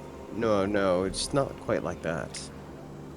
Rolling on that 17 without me wanting to interrupt your conversation, Oliver, you see a woman dress up as a priestess, blue skin, elven woman, dress up in black on the corner of the room. You've never seen her before. She is new to the town. Does that hold that golden tree comment for a minute, and then I'll shot for me and one for And then it got really fucking weird after that, I tell you. Like, it was like this, I don't know, this a kaleidoscope fucking thing, and... Colitis. Oh, you're gonna be so great, Zachariel. Actually, you know what, Zachariel? Come with me, and I'll pull Zach Where are we along going? I with me to thought go I'm meet the. carrying trade shots. Like, where are we going? The table's you over were gonna there. be such a Oh yes, I know, Zachariel, but you were gonna be such a conversation starter. Have you ever heard of Mint? And I'm gonna What? pull him along until Oh, he gets the. shit! What's the shots? Okay, Damn make it! if you don't, I assume you're letting him pull you, Yeah, I'm not Zachriel? gonna like Okay. resist. Or Yeah, you're anything. doing this kind of like a mates drunk in the inn kind of thing, like he's pulling you, kind of like, and you're like, okay, okay, yeah. The thing is, I'm not I love letting him that. because I don't want to also spill these shots. I'm like, oh, fuck. Yeah, so okay, I you're guess we're carrying all going these this way. shots. These are like green shots, and they have like a yellowish kind of top. She says to This looks you, horrific. she kind of tells you, Olivia, that these are a special creation. Oh.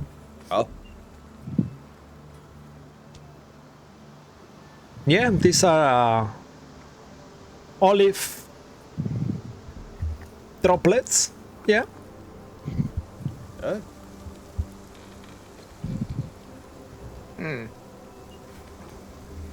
They are quite strong. You know what? You are praying with my brother. Alas, this one is specially for you. And she kind of like pulls another one. Then you notice that Alas is there next to him, to you guys, and he starts paying for the drinks that you just order and helps What? you to carry them. What? Oh, I got this. Don't worry, I'll be paying for this, he says. Okay. I quickly gotta go this way. You want to take those to the table? Yeah, I help you, yeah. He starts kind of like grabbing Okay, some great, shots cool. as Let's well. go. Okay. The woman dressed up as a priestess. Nikita was performing at this point. She kind of like, you see that she's talking to Nikita. You notice that Sacriel. And she takes over Nikita's corner post. And she gets like a harp out.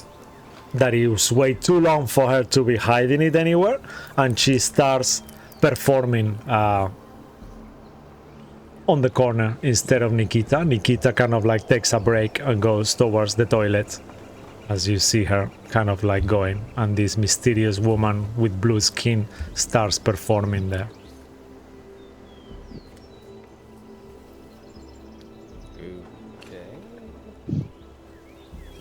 All of you So kind why of we come over notice here? Where are we at this going? point. What's happening? Zachariel, I Mm-mm. think it's very important that you learn how to gather information, and I think she has some knowledge for us. What knowledge is that? The knowledge of life, how to socialize. We I- could research can't that together. are you trying to say I can't socialize? No, that's not what I'm saying. No, It sounds like that's yes. what you're saying. Maybe we should figure out what she thinks about you. Yeah. Ah. Come on, this could be fun. And I'll look at her and just, hi, have you been here before? Are you new to this town? She kind of like keeps performing as she's talking to you, and she says, yes, I am new in town. I'm all friends of Ispin. And she keeps like where are playing you? the harp. How did you know Ispin, and where are you from? Oh, I'm from Nightland, actually. You know Nightland is the place where no one really goes? Yeah, Nightland is like a place full of myth and lore, where there is a Dargar Keep. You know, that is a place where people say is cursed. Isn't that the kind of place that's kind of, I don't know if it's screwy? I'm staying here in the inn. Ispin helped me once. A long time ago. 100 years ago. Hundreds. How old is Ispen Zakril? You know, he was what happened with Ispin, he never really spoke about his age, but everyone knows that he always said that for some reason his life lasted much longer than any human you ever knew. Actually, he was around 100 and something years old, but he looked like he was like 70. He says to himself that he was blessed by the gods. He always joked about that, to have a long life, that his family always lived as much as he did. Didn't really make sense to any of you. So this will have made that she will have known him when he was 10?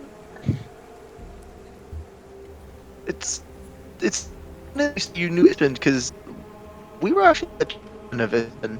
Not like blood, but we knew him. Oh, okay. Yes, we all here because we know Ispin. I'm Lidara. Did you actually hear Zakril's? Oh, Nidara. Lidara. Did you hear? Lidara. Did you hear? Did you hear my friend's story about Ispen earlier that he told? Yes. It was very heart-moving, very touching. The poodles, right? Yeah. Touching. Oh, interesting. Oh, she's to be perfect, Zakril. So, friend is actually he's afraid to spend the night alone in you know, I can't help. I can't. I'll pat him on the back. I can't. As she puts a hand on you, could get to know Oliver, each other tonight. her hand is frozen cold, like ice. And you feel it for a second, it makes you shiver. Are you okay? Are you sick? Oh, no, people say I have cold hands, and she stops performing at this point. I've heard of cold hands, but that...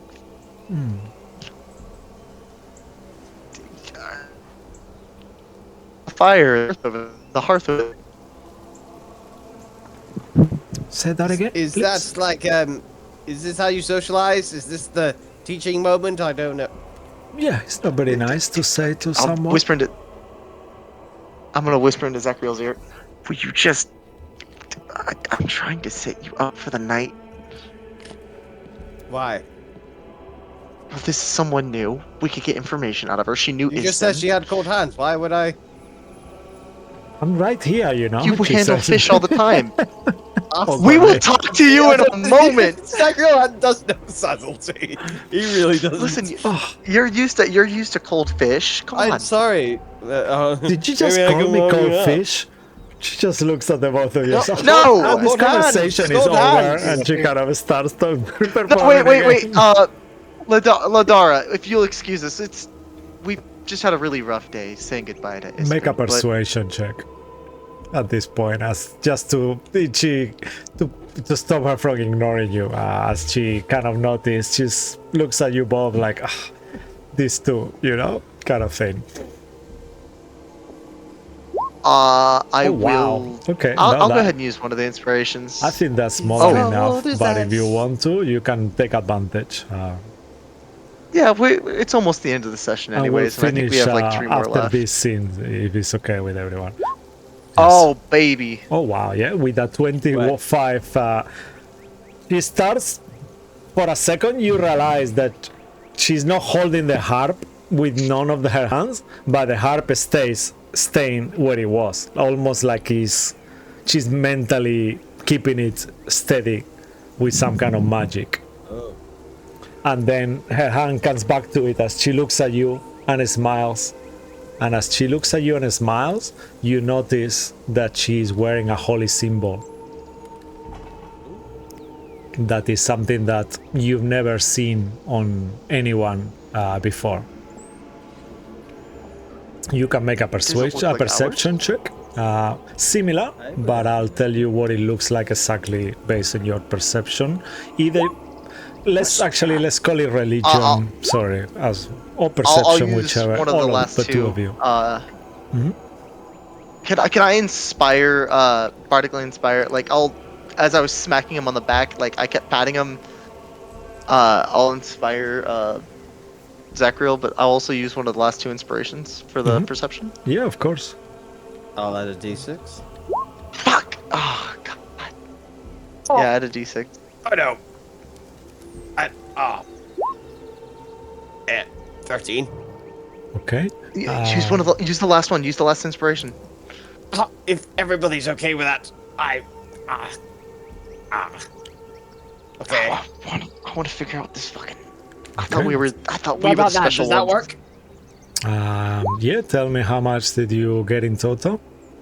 Oh wow. 20. Nice. Wow, how? Yeah, baby. Okay, that is definitely, it is more than Hey, enough. what can I say? I'll give it to you as well. Looking at the holy symbol is very unique. You notice it's very similar to yours, but slightly more rudimentary than yours. It looks like made out of wicker. And in the middle, there is got like a blue netting with an infinity shape on it. And intrinsically, even though you never really heard of these gods or exactly, you actually know that this is the holy symbol of Mishakal, the goddess of healing, actually. That it strikes you like, why would she be wearing a goddess of healing symbol? Is she a chosen one too?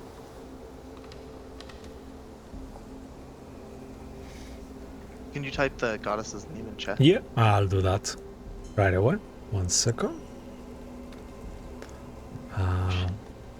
Is yeah, you got it. So 1 was second. that like, so you said it was like infinity, ooh, thank you. Yeah, that's how it looks like. I was gonna say, ooh. Yeah, and it's called Okay. Mishakal. Oh, that's how you spell it, great. Yeah. Mishakal. Even though I Um, don't know this, can I kind of retrograde, how it comes to me? Yeah, please. I think in that moment, for a split second, my eyes, and it's only a blip, but my eyes go gold, Ooh. and I get taken back to a memory that's not mine. And I see elements of this religion, including the sign, and who it belongs to. Knowledge I would have never had. Yeah, I love that. And then it's only a second, but it's like all this information is like coming at me, and I feel like I've been there for like what feels like forever, but for everybody else it's a split second. My Yeah. eyes just go, and I'm like, And you, as that happens, you know she's the goddess of compassion, healing, and love. She's widely worshipped by healers and communities of guardians throughout the history. Mishakal has also chosen heroes to soothe their suffering and help them through their path of goodness also. And you gather to, you know to yourself that she's a chosen one from Mishakal.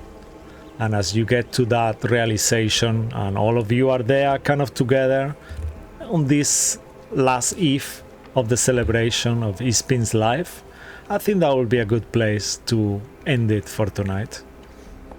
If that's cool with everyone. Cool. Sorry for pushing a bit too long.